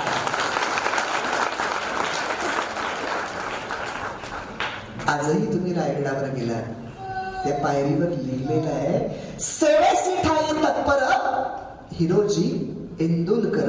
350 वर्षापूर्वी लिहिलेलं, त्या काळात विज्ञान तंत्रज्ञान नसताना सुद्धा 350 वर्षापूर्वी लिहिलेलं आजही जसंच्या तसं आहे. आम्ही स्वतःला विज्ञान युगातले म्हणून घेतो. आज आम्ही केलेला रस्ता 6 महिन्यात असा उकडला जातो की रस्त्यात खड्डा आहे की खड्ड्यात रस्ता आहे हे आम्हाला शोधावं लागतं. तरी आम्ही स्वतःला म्हणतो की आम्ही विज्ञान युगातले आहोत. राजांच्या काळातले काही पूल असे आहेत की आजही जे भरभक्कम आहेत. मंडळी, राजांनी त्यांचं स्वतःचं नाव कधी कुठल्या किल्ल्याला दिलं नाही बरं का. पण वाईट कसलं वाटतं माहितीये, माझ्यासारखा तरुण पिढीचा एखादा प्रतिनिधी रायगडावर जातो, अख्खा किल्ला फिरतो, त्याला कळतं अरे राजांचं नाव कुठेच नाही. त्याला वाटतं राजांच्या पाठीमागे मोहिमा भरपूर असतील, राजांना वेळच मिळाला नसेल, राजांची अपुरी राहिलेली मोहीम आपणच पूर्ण करावी. खिशामध्ये पांढरा कडू नेलेला असतो.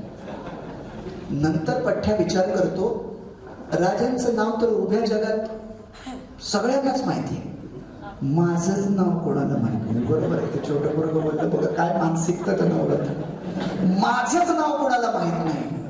आणि मग हा किल्ला फिरता फिरता याला मोठा दगड काळाकुट्ट दिसला ना की या दगडाच्या आतला चित्रकार जागृत होतो, याच्या प्रतिमेला धुमारे फुटायला लागतात आणि मग हळूच खिशातून खडू काढून कुंचल्यातनं चित्र साकारलं जातं बदामाच्या आकाराचं. आणि मग आतमध्ये स्वतःचं आणि स्वतःच्या स्वप्नातल्या राणीचं की जी याच्याकडे कधी ढुंकूनही पाहत नसते, त्या दोघांचं नाव लिहिलं जातं. ऐतिहासिक किल्ला आहे.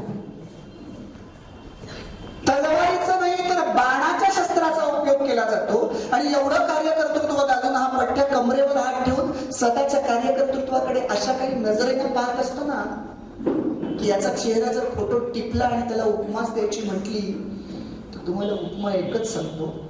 शहाजहाननं मुमताजसाठी ताजमहाल बांधल्यानंतर त्याच्या चेहऱ्यावर जितका अभिमान ओसंडून वाहत नसेल ना, त्याच्या दसपट अभिमान याच्या चेहऱ्यावर ओसंडून. याला असं वाटत असतं आत्ताच फीत कापून आपल्या हस्ते उद्घाटन केलंय, आपल्या हस्ते रायगडाचं उद्घाटन केलंय असं याला वाटत असतं. इतका दसपट अभिमान त्याच्या चेहऱ्यावर असतो. मंडळी, विनोदाचा भाग सोडा, पण गडकोट किल्ले कशासाठी येतो? गडकोट किल्ले म्हणजे आमच्या बापदादांच्या पराक्रमाची साक्ष. आबासाहेब जेव्हा जिवंत होते तेव्हा या गडकोट किल्ल्यांबद्दल त्यांना काय वाटत होतं खरं सांगू, त्यांचेच शब्द आहेत. म्हणजे जेव्हा औरंगजेब 3 लाख घोडदळ, 4 लाख पायदळ, प्रचंड तोफखाना घेऊन मराठी मुलकावर तुटून पडण्याची तयारी दिल्लीत करतोय, राजांना कुणकुण लागली आहे. ते साल साधारणतः 1679 ते जवळपास 80, कारण 80ला पुढे राजांचा मृत्यू आहे, पण त्या 79च्या दरम्यान राजांना याची कल्पना आलेली असते. आणि राजांची वाक्य आहेत, किल्ल्यांवर किती विश्वास आहे बघा. राजे म्हणतात, बाबासाहेब म्हणतात, दिल्लींद्रासारखा शत्रू उरावर टपलाय. आज मितीस हजरतीस नवे जुने गोळा केले तर 360 किल्ले दिमतीस आहेत. माझा एक किल्ला वर्ष लढला तरी औरंग्याला इथलं स्वराज्य घ्यायला 360 वर्ष लागतील आणि तितका तो जगला पाहिजे. राजांना वाटत होतं माझा एक किल्ला किमान वर्षभर लढेल. पण राजांचा हा विश्वास त्यांच्या किल्ल्यांनी 5.5 पटीनं संभाजीराजांच्या काळात सार्थ करून दाखवला. जेव्हा औरंगजेबाला आणि त्या नाशिक जवळचा रामसेन नावाचा किल्ला 15 मिनिटात चढता येईल असा किल्ला आहे, त्या किल्ल्याला औरंगजेबानं वेढा दिला. त्याला वाटलं होतं इतका साधा किल्ला आहे, 2 तासात हातात येईल. मंडळी, तुम्हाला सांगतो 2 तास झाले, 2 दिवस झाले, 2 आठवडे झाले, 2 महिने झाले, 2 वर्ष झाली, 3 वेळा सरदार बदलावे लागले. शेवटी 5.5 वर्षानंतर औरंगजेबानं तो किल्ला फितुरीनं मिळवला. इतका साधा किल्ला. तर त्यांना प्रतापगड, रायगड आणि पुरंदराकडे कधी बघावं. राजांचा विश्वास 5.5 पटीने इथल्या किल्ल्यांनी सार्थ करून दाखवला. मिसरी गोंद्याची माती अशासाठी पवित्र म्हणतोय की हीच ती माती आहे की ज्या ठिकाणी बहादूरगडांवर संभाजीराजांना आणलं गेलं होतं, पण त्या औरंगजेबाला राजांनी ताजीम दिली नव्हती. हे ज्या मातीनं पाहिलंय ती ही माती आहे. मला वाटतं पेडगाव इथून जवळच आहे ना, बहादूरगड इथून काहीच अंतरावर असेल. संभाजीराजांकडे बघितल्यानंतर औरंगजेब खाली उतरतोय, त्याला खात्री पटली आहे बहादूरगडावर की संभाजीच राजे सापडले. हे बघून तो त्याच्या आल्लाचे आभार मानण्यासाठी खाली गुडघे टेकून बसतो. तेव्हा संभाजीराजे कवी कलशांना विचारतात, तुम्हाला काही कवन सुचतंय का? तेव्हा याच बहादूरगडाच्या मातीनं ते कवन ऐकलंय, यावन रावण की सभा में शंभू बंद्यो बजरंग, जो रविचरी खदतही खद्योत होत, जो रविचरी लखतही खद्योत होत बजरंग, तू तपतेज निहार के तखत तजो औरंग. याच मातीनं त्या औरंगजेबाला ते असलेलं त्याचं सिंहासन सोडून वरवरून येताना खाली येताना याच मातीनं बघितलंय. या मातीची सुंदरता तुमचं आणि माझं जगणं नक्की सुंदर करेल. मंडळी, जगणं सुंदर करण्याचा अजून एक महत्वाची गोष्ट आहे, जीवनामध्ये आमच्या सकारात्मकता असली पाहिजे. तुम्ही म्हणाल सकारात्मकतेवर अख्खं व्याख्यान होईल, पण मी पुन्हा एकदा पाडगावकरांच्या कवितेचा आधार घेतो की जी अख्खी कविता तुम्हाला सकारात्मकता म्हणजे काय सांगते. तुम्ही ऐकली असेल, कदाचित माहिती असेल, पण पुन्हा ऐकवतो. कारण हल्ली होतं काय, वाईट गोष्टी आम्ही टीव्हीवर परत परत पाहत असतो. एखादी आलेली बातमी दिवसभर आम्ही तीच पाहत असतो. आणि मला भीती वाटते बरं का, की या मुलांनी टीव्हीवर काय पाहायचं, हे नेते त्यांना काय बोलले आणि मग ते यांना काय बोलले, हेच दिवसभर जर आमची पिढी पाहत असेल तर यांच्यावर काय संस्कार होणार आहेत. म्हणून चांगल्या गोष्टी परत परत ऐकल्या पाहिजेत.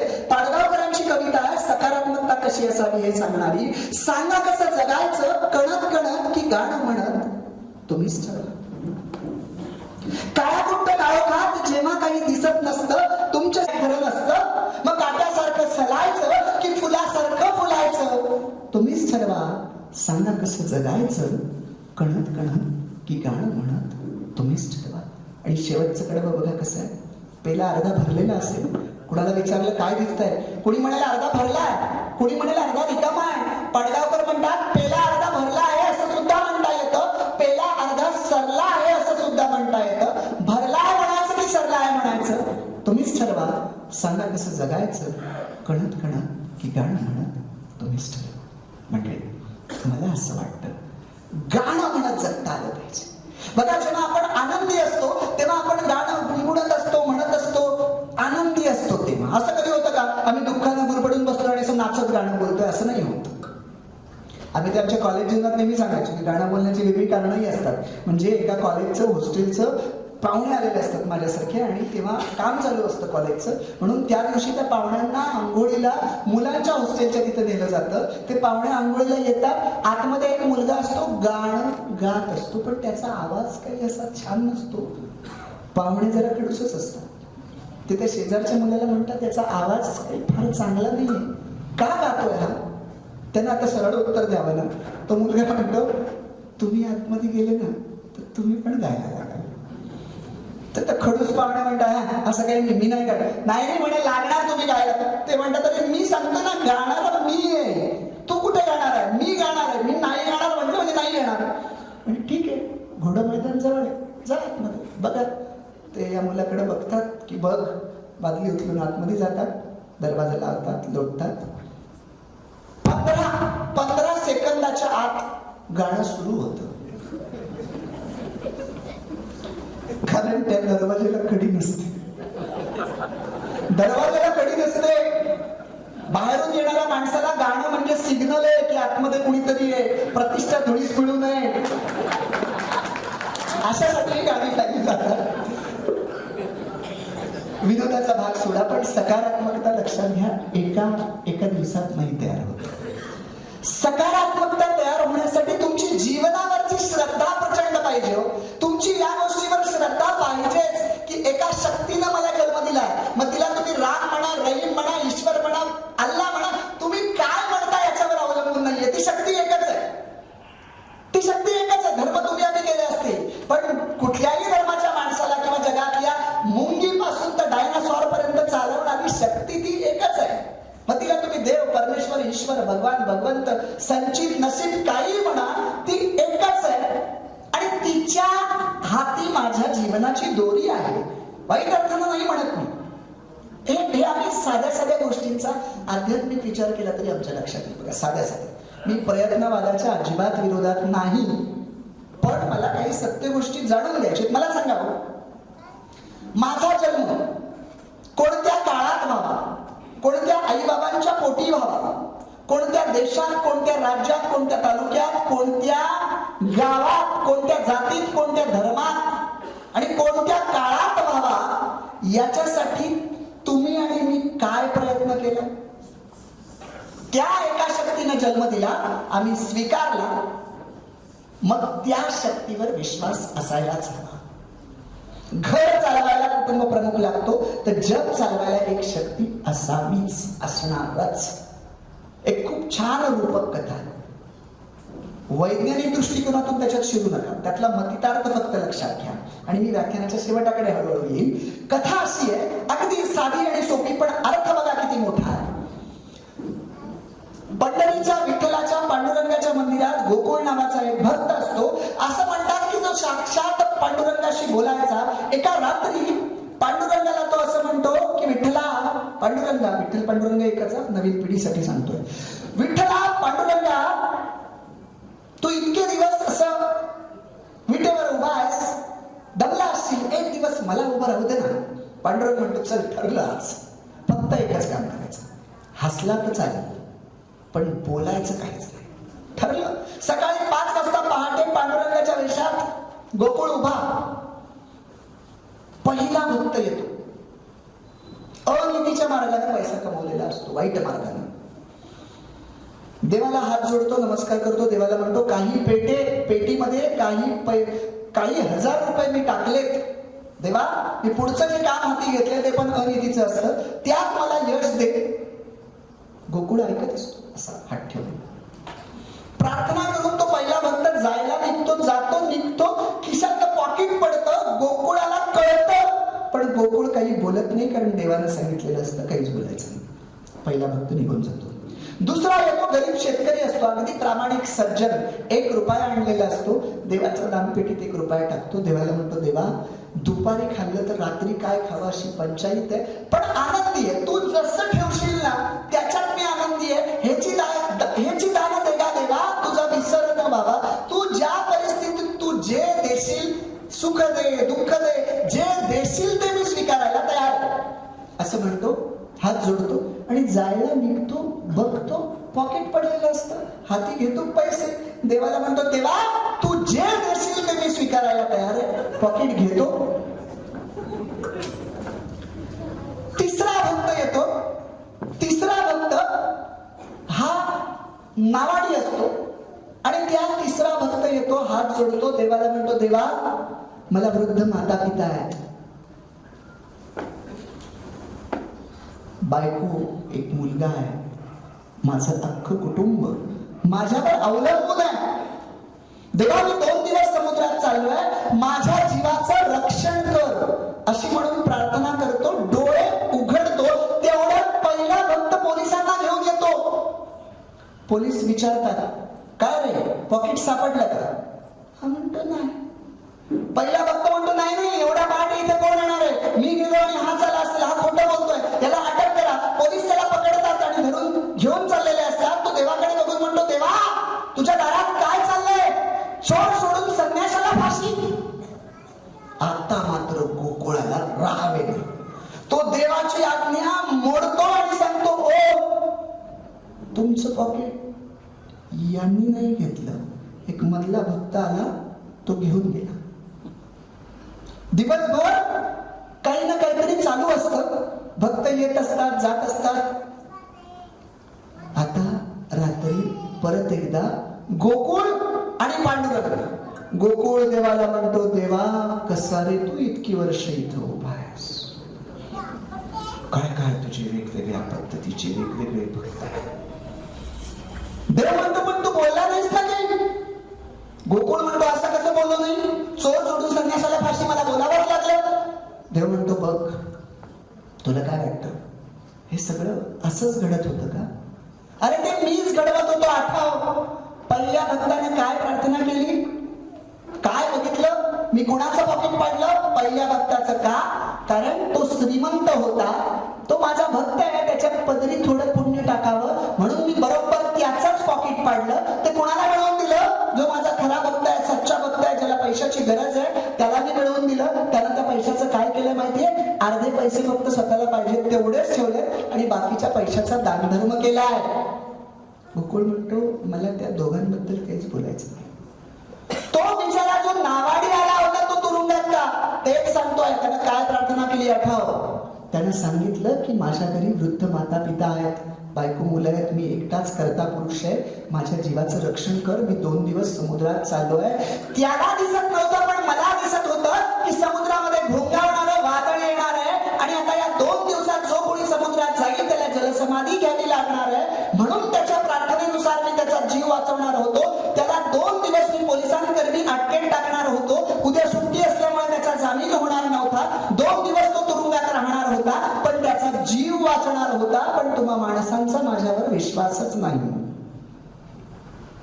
मंडळी, मला असं सांगायचंय, जीवनामध्ये जेव्हा जेव्हा एखादं संकट येईल, एखादा वाईट प्रसंग येईल, तेव्हा तेव्हा आमची जीवनाची श्रद्धा इतकी बळकट पाहिजे की या वाईट प्रसंगाचा सामना कुठेतरी चांगला नक्की असणार आहे, फक्त तो आपल्याला माहित नसतो.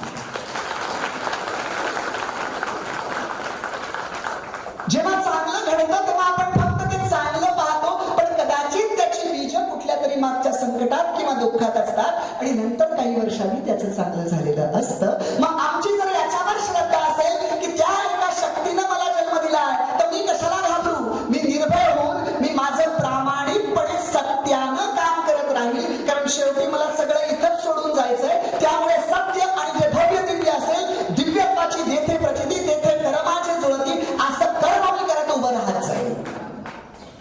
हा, आणि आम्ही केलं पाहिजे. कारण मी तुम्हाला सांगतो, त्यांनी मगाशी विषय मला सांगितला की मी प्रवचन देतो पण माझा या गोष्टीवर पूर्ण विश्वास आहे. तुम्ही विचार करून बघा, मृत्यूनंतर आपल्या बरोबर काय जाणार आहे? बंगला, गाडी, घोडा काही जाणार नाही. आपलं शरीर सुद्धा जाणार नाही हो.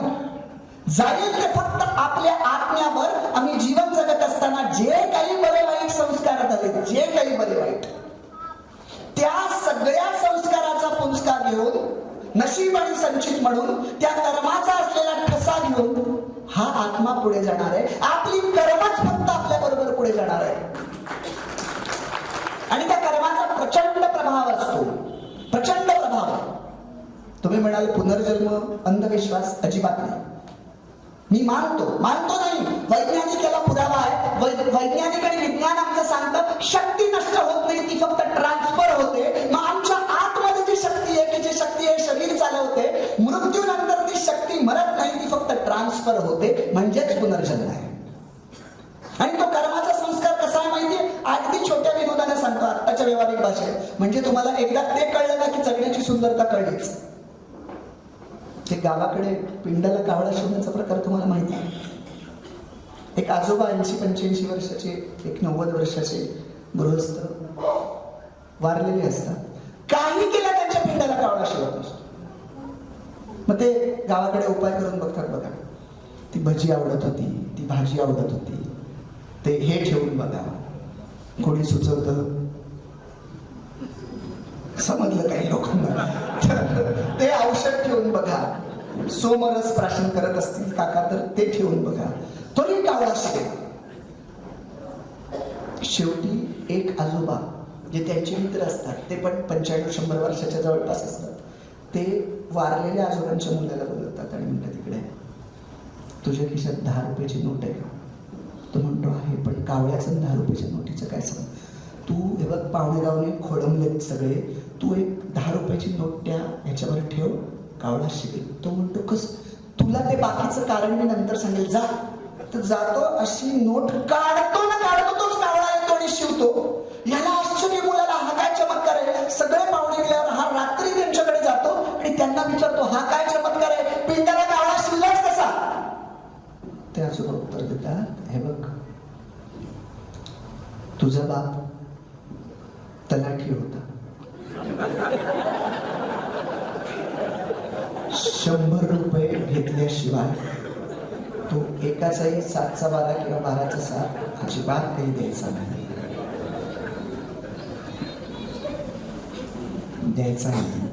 मी त्याचा मित्र म्हणून माझ्याकडून फक्त 50 रुपये घ्यायचा, पण घ्यायचा.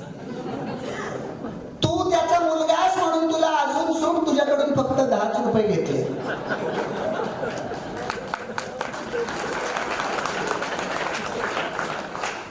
सगळेच तलाठी असे नसतात, हेही मला सांगायचं. खरं सगळेच नसतात असं, पण आता सर्वसाधारण मी कुठला शब्द हार्दिक पटेल म्हणून मी निवडले. पण याच्यातला मतितार्थ मला महत्वाचा काय सांगायचा आहे की मृत्यूनंतरही आपण जीवनभरामध्ये जे काही करतोय त्याचे संस्कार आपल्या बरोबर जातात आणि आपलं पुढचं जगणं त्याच्याने नियंत्रित होत असतं. त्यामुळे लक्षात घ्या, आपण जे जीवन जगतोय त्याच्यात पैसे किती कमावले, गाडी किती उभी केली, बंगला किती झाला, याच्यापेक्षा मी काय संस्कारात वाढलोय तेच संस्कार फक्त पुढे जाणार. त्याच्या व्यतिरिक्त काही नाही, हे अंतिम सत्य आहे. काही नाही त्याच्या पलीकडे जात. आणि हे जर तुम्हाला सगळं करावं, हे मनातून पटावं असं जर वाटत असेल तर तुम्ही मनाची एकाग्रता साधली पाहिजे. ध्यान केलं की ज्ञान मिळतं, आत्मज्ञान होतं आणि आम्हाला खऱ्या गोष्टीची प्रचिती येते. मी फक्त तुम्हाला सांगेल की ती मनाची एकाग्रता साधली पाहिजे. मोबाईल चार्ज करायला आम्ही 1 तास घेतो की नाही, मग मनाचं आणि आमच्या आत्म्याचं चार्जिंग आम्हाला करायला नको. कारण मन जर एकाग्र झालं तर सगळेच प्रश्न सुटतील ना. आणि हे मन इतकं चंचल आहे की आमच्या खानदेशातल्या बहिणाई म्हणतात, मन वडाळं वडाळं उभ्या पिकाकडे ढोरं, किती हाताला हाताला फिरत येतं पिकावर. मन मोकाट मोकाट त्याला ठाई ठाई वाटा, जशा वाऱ्याला चालल्या पाण्यावर लाले लाटा. मन लहरी लहरी त्याली हाती धरे कोण, उंडाळलं उंडाळलं जसं वारा वाहतन. मन जहरी जहरी त्याचं न्यार रे तंतर, आले इचू साप बरा त्याले उतारे मंदर. मन चप्पय चप्पय त्याले नाही जरा धीर, थंडी वही सगळी इज आलं आलं आलं आलं धरतीवर. मन पाखरू पाखरू काय सांगू त्याची मात, आता वत भुईवर गेलं गेलं गेलं गेलं आभाळात. मन एवढं एवढं जसा खाकसाचा दाणा, मन केवढं केवढं आभाळात भीमाये ना.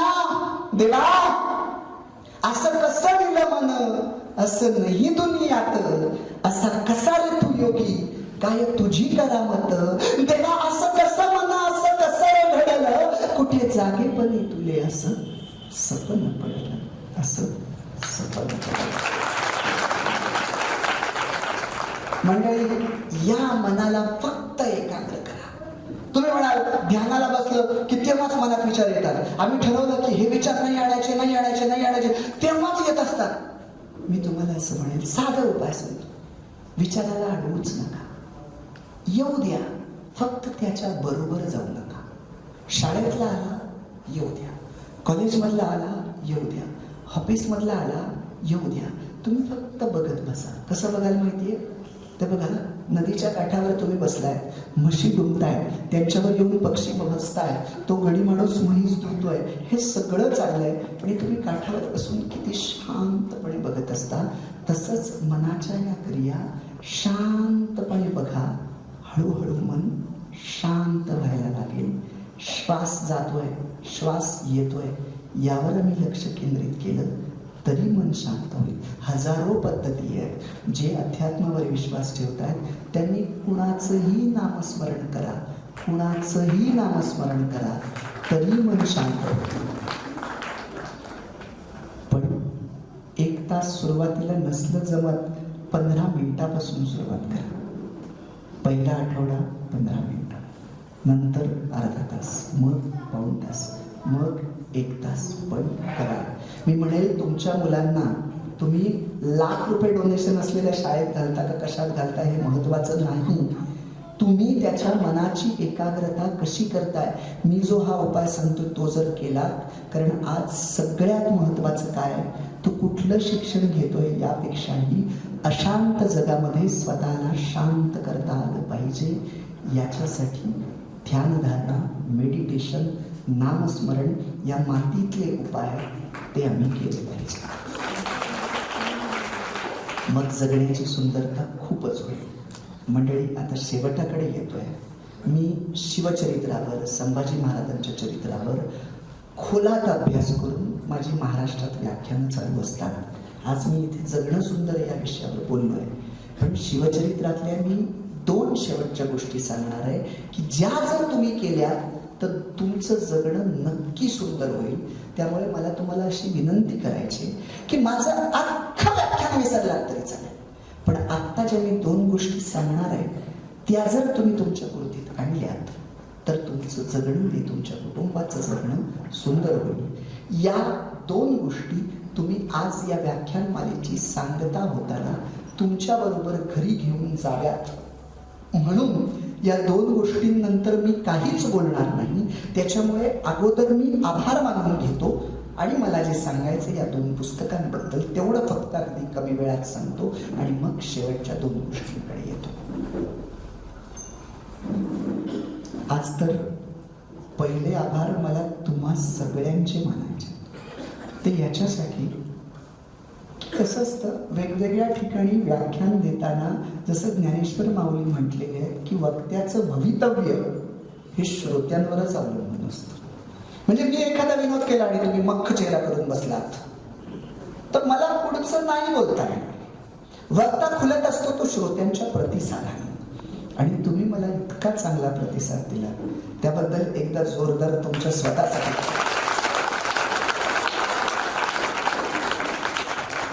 आणि मी दुसरं कुणाचं कौतुक करेन, अनंत झेंडे आणि त्यांची जी टीम आहे त्याच्यामध्ये त्यांच्या सौभाग्यवती आहेत, बाकी ही सगळी मंडळी. त्यांना आता मला सगळ्यांची नावं माहीत नाही. मी जेव्हा अनंत झेंडे म्हणतो तेव्हा मला म्हणायचं आहे की बाबा आमटेंच्या नावानं ही सुरू झालेली जी तुमची सामाजिक सेवा संस्था आहे, जिला इथपर्यंत या अवस्थेला आणायला हा एका दिवसातला प्रवास नाही.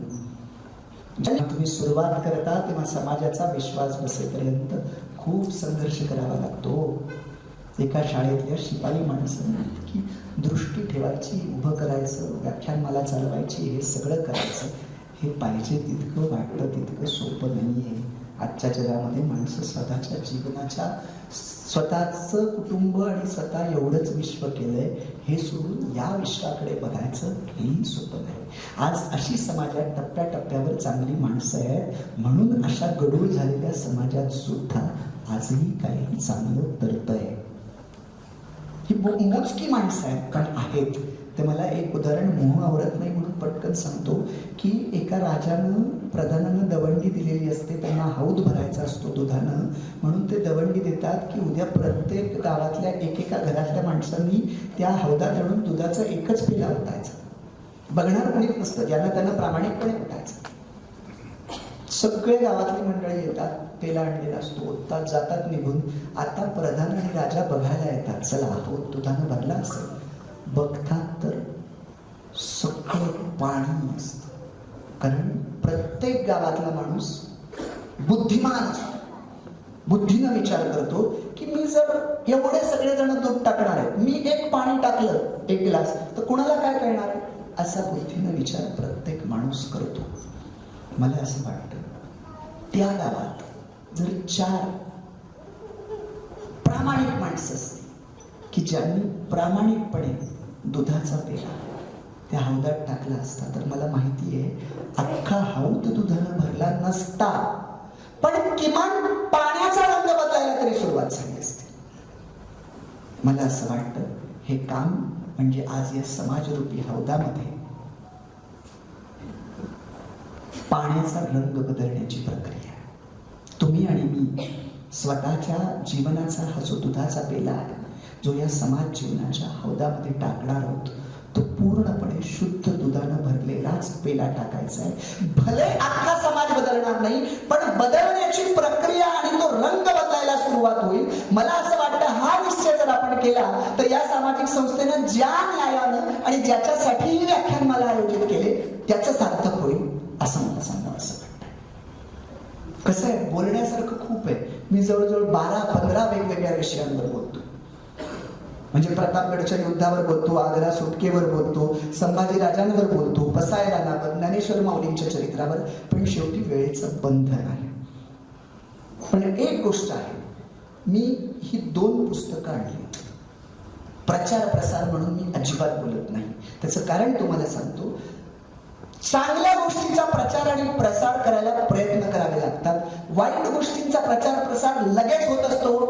तुम्ही म्हणाल याला पुरावा काय? याला पुरावा आहे. तुम्ही बघा, या गावातून त्या गावात जर तुम्ही गेलात, या गावातला एखादा दारू पिणारा माणूस जर दुसऱ्या गावात गेला, भले तो दुसरं गाव नवीन आहे, त्या गावात तो गेला तर त्याला दारूचं दुकान शोधावं लागत नाही. आजपर्यंत हा संशोधनाचा विषय आहे की त्याला तो सापडतो कसा, पण तो जातो बरोबर.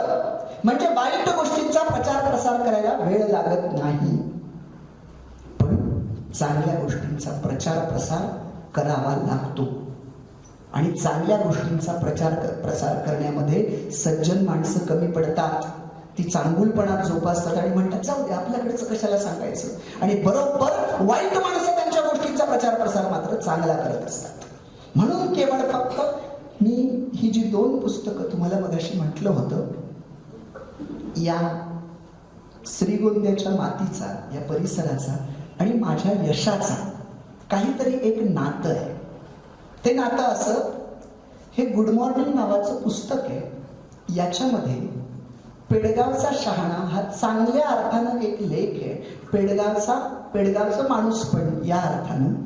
आणि तो लेख ना मी मागे मांडवगण फराटेला बऱ्याच वर्षापूर्वी व्याख्यानाला आलो होतो आणि तेव्हा बहादूरगड बघायला येताना मी वाटेत एका आजोबा असे दोघं बसले होते. त्यांना मी पत्ता विचारला, हो बहादूरगड कुठे आहे?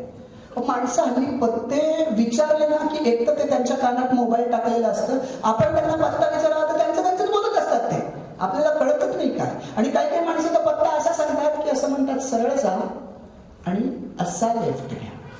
आता कळत नाही यांच्या हाताकडे लक्ष ठेवावं की यांच्या बोलण्यावर लक्ष ठेवावं. आणि काही काही तर असं बघत असतात तुम्हाला हा साधा पत्ता सुद्धा माहित नाही अशी त्यांची नजर असते. पण ते दोघं आजोबा वयस्कर होते. ते उठले, म्हणे तुम्ही कुठून आलात? म्हटलं रायगडवरून आला. म्हणे एक काम करा, मी असा पत्ता सांगणारा पहिला माणूस बघितला. म्हणे एक काम करा, तुम्ही ना, मी सायकलवर पुढे होतो, आमच्या पाठीमागे या आणि ते बहादूरगडापर्यंत आम्हाला दाखवायला आले. सगळा किल्ला दाखवला. एक आपली आपुलकी तयार होते आणि जाताना परत म्हणाले, हे बघा माझी एक विनंती आहे, आज पाडवा आहे, तुम्हाला आमच्याकडे जर जेवून गेलात ना तर आम्हाला खूप छान वाटेल. मला पुढे एका ठिकाणी जेवण ठरलं होतं, आम्ही थोडा वेळ थांबलो आणि निघालो. पण मला ते इतकं भावलं की मी त्यावेळेस सकाळला लिहित होतो आणि पेडगाव जे बदनाम झालं होतं, पेडगावचा शहाणा आपण म्हण वापरतो, पण किती चांगली माणसं या मातीत असू शकतात त्यावर मी गुड मॉर्निंग या पुस्तकामध्ये लेख लिहिलाय तेव्हा 2015ला. आणि ते त्या पेडगावचे क्षीरसागर गुरुजी म्हणून आहेत. मला त्यांचा नंबर माहीत नाही, त्यांचा पुढाकडे असेल नंबर तर मला जरूर द्या, पण त्यांचा उल्लेख या पुस्तकात आहे. हे मला या मातीचं भावलेपण आहे. आणि माझ्या पुस्तकांचं या मातीशी काहीतरी नातं आहे. हे खरं आहे बघा, हा योगायोग आहे की काय मला माहित नाही. माझं हे जय शिवराय पुस्तक कधी आलं माहितीये? कोरोनाच्या काळात आलं. आणि तेव्हा सगळ्यांचीच अवस्था, एक सरकारी नोकरदार व्यक्ती आणि श्रीमंत असलेल्या त्या जर सोडल्या तर बाकीचे उद्योग व्यवसाय याच्यामध्ये असलेल्या माणसांची 2 वर्ष कशी गेली ती त्यांची त्यांना माहित. माझा व्यवसाय आणि माझ्या जगण्याची साधनं 2 होती. माझी आवड आणि साधनं. माझं शिक्षण इंजिनिअरिंग मधलं, पण मला बोलणं आवडतं म्हणून मी कोचिंग क्लासेस सुरू केले होते आणि व्याख्यानं हा माझा छंद आणि प्रोफेशन दोन्ही. पण कोरोनाच्या काळात हे दोन्ही ठप्प. अख्खं कुटुंब अवलंबून. त्यात जय शिवराय लिहिलं होतं ते छापायचंय. छापलं तर जी 1000 पुस्तकं काढून ती संपली जातील की नाही याचा विश्वास नाही बरं का. काय करायचं? पण शिल्कीतलं होतं ते सगळं लावलं. बरं, हे प्रकाशन मी स्वतःच केलं. शिल्कीतलं सगळं लावलं. आता याला प्रतिसाद मिळेल का नाही, पण आपली ओढ असते. राजांबद्दल लिहिलंय ते करा. पण तुम्हाला अभिमानानं सांगतो की पुस्तक आल्यानंतर पहिली 100 पुस्तकाची जी ऑर्डर आली असं आपण म्हणू, किंवा 100 पुस्तकं जी मागितली, ती याच मातीतला माझा मित्र कार्यकर्त्यांना देण्यासाठी, मित्रांना देण्यासाठी की शिवाजी महाराज कसे वागले, त्यांचं वर्तमान. म्हणजे हे पुस्तक असं आहे की नुसतं शिवचरित्र नाहीये, इतिहासातलं उदाहरण आणि आत्ता मला माझ्या जीवनात काय करता येईल ते सांगा. पहिली 100 पुस्तकं याच मातीतला आमचा प्रशांत शेलार, प्रशांत घनश्याम शेलार यानं ती दिली. तेव्हा मी तुम्हाला सांगतो घरात इतकं छान वाटलं. कशासाठी? आपली 100 पुस्तकं गेली, पैसे मिळतो ना, हे विषय सोडून द्या. लेखकाला जो आनंद असतो की हा आपल्या पुस्तकाला या कोरोनाच्या काळात हे आलंय. मग त्याच्यानंतर ऑर्डर सुरू झाल्या. कुठल्या काही डॉक्टरांनी गर्भसंस्कारासाठी ही 100 पुस्तकं घेतली, काही प्रांताधिकाऱ्यांनी घेतली, असं करत करत काही राजकारणी लोकांनी घेतली. हा नंतरचा भाग झाला. पण पहिली जी सुरुवात असते यशाची ती याच मातीतली आहे. ही माती माझ्यासाठी फलदायी आहे. ही माती माझ्यासाठी आशीर्वाद रूपी आहे. त्यामुळे मला आज या मातीत बोलता आलं. मला अशी खात्री वाटते की इथून यशाला अजून एक नवी झळाळी मिळेल. आणि तुम्हाला मी आवर्जून विनंती करेन, ही 2 पुस्तकं शिवचरित्रातल्या या शिवचरित्राशी संबंधित आहेत. तुम्ही बघा, समाजात फिरताना गाड्यांवर लिहिलेलं असतं राजे मोठ्या अक्षरात, आणि आतमध्ये काळ्या काचा लावून जे राजे बसलेले असतात त्यांची कृती मात्र अफजल खानासारखी असते. माझं असं म्हणणं आहे, राजे लिहून कोणी राजे होत नाही आणि स्वराज्य लिहून काही स्वराज्य येत नाही. खऱ्या अर्थानं जर स्वराज्य आणायचं असेल तर शिवचरित्रातला एक तरी विचार आचरणात उतरला पाहिजे. म्हणून माझं पहिलं सांगणं आहे, आयुष्यात एकदा तरी राजांच्या राजधानीचा रायगड आयुष्यात एकदा तरी पाहावा. त्या श्रद्धेनं पाहावा, त्या भावनेनं पाहावा. पर्यटन स्थळ म्हणून कुठे रायगडावर जाऊ नका, याचा अर्थ जवळच असलेल्या महाबळेश्वरला जाऊ नका असा नाही. माझं तर म्हणणं आहे, नवीन लग्न झाल्यानंतर सुरुवातीच्या प्राजक्ताच्या फुलाप्रमाणे दरवळणाऱ्या सुरुवातीच्या सुगंधी रात्री महाबळेश्वरच्या मिठीत जरूर घालवाव्यात. पण पुढे मुलं बाळा झाल्यानंतर त्यांना पहिल्यांदा नेऊन रायगड दाखवावा आणि त्यांना हे सांगावं की हीच ती जागा आहे की ज्या ठिकाणी 350 वर्षापूर्वी आदिलशाही, कुतुबशाही आणि मोगलशाही या मगरूर सत्तांच्या छाताडावर पाय देऊन मराठाशाहीचं ते 32 मन सोन्याचं सिंहासन सजलं होतं, ती हीच जागा आहे. हीच ती जागा आहे की ज्या ठिकाणी क्षत्रिय कुलावतंस राजा विराज प्रौढ प्रताप पुरंदर सिंहासनाधीश्वर राजा शिवछत्रपती की जय अशी आरोळी उठली होती. आणि ज्या आरोळीनं रायगडकडे मोहरून निघाला होताच, पण दूर तिकडे 500 कोस दूर असलेलं औरंगजेबाचं सिंहासन रायगडावरच्या आरोळीनं थरारलं होतं. आणि त्याच वेळी महाराष्ट्रातल्या झोपडीतल्या गरीब मायला असं वाटत होतं की जिजाऊचं लेकरू नाही तर आपलं लेकरू राजा होत आहे. हीच ती मराठ्यांच्या अस्मितेची जागा आहे की ज्या ठिकाणी मराठी माणसाला दुनियातली सारी धनदौलत तेवढी मोल वाटावी. एक कवी कवितेत म्हणतोय, रायगडावर खडे पसरले शिवरायांच्या पायी, हीच आम्हाला हिरे माणके दुसरी दौलत नाही. या खऱ्या दौलतीचा साक्षात्कार बापानं मुलाला रायगडावर करून द्यावा आणि मग चमत्कार बघावा.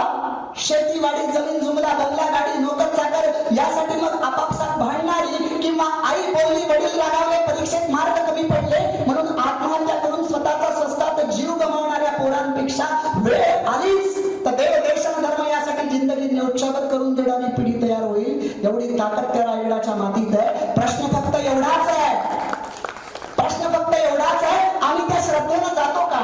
आम्ही त्या भावनेनं जातो का?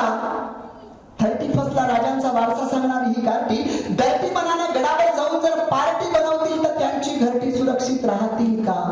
हा आमच्या समोरचा खरा प्रश्न आहे. म्हणून माझं पहिलं सांगणं, मुलाबाळांना घेऊन एकदा ती रायगडची माती दाखवा. आणि माझं दुसरं सांगणं, शेवटचं की ज्याच्यानंतर मी थांबणार आहे, हे माझं सांगणं कॉलेजला जाणाऱ्या तरुण मुलांसाठी आहे. तुमच्या घरी असणाऱ्या तरुण मुलांपर्यंत माझे हे विचार पोहोचवा. मी अशी कल्पना करतोय की तरुणाई ती समोर माझ्या बसली आहे. आज समजा तुम्ही कॉलेजला असाल, उद्या तुमचं कॉलेजचं शिक्षण पूर्ण होईल, कोणी नोकरी करेल, कोणी व्यवसाय करेल, कोणी समाजकारणात येईल, राजकारणात येईल, सांस्कृतिक क्षेत्रात जाईल, तुमचे घरचे आजूबाजूचे मित्रमंडळी मदत करतील, तुम्ही यशाचा टप्पा गाठत गाठत जाल आणि आता अशा एका टप्प्यावर याल की बस एक पाऊल ठेवलं की यशाच्या सर्वोच्च शिखरावर असाल.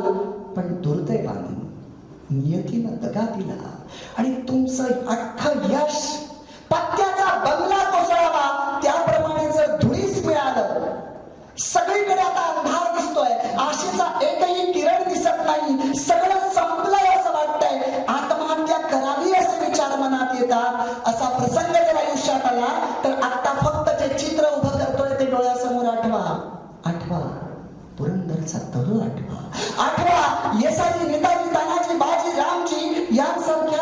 पंतप्रधानांच्या त्यागातून नुकतंच कुठं स्वराज्य लुकलुकत आहे असं वाटत असताना मिर्झा राजा जयसिंग आला आणि त्याच्या ताब्यात शिवाजी राजांना पुरंदरच्या तहानं काय द्यावं लागलं? 23 गड, 4 लाख होनांचा मुलूक. 23 गड हा एक शब्द म्हटला की आम्हाला एक शब्द वाटतो, पण गड मोजले की आम्हाला कळतं की 23 म्हणजे किती.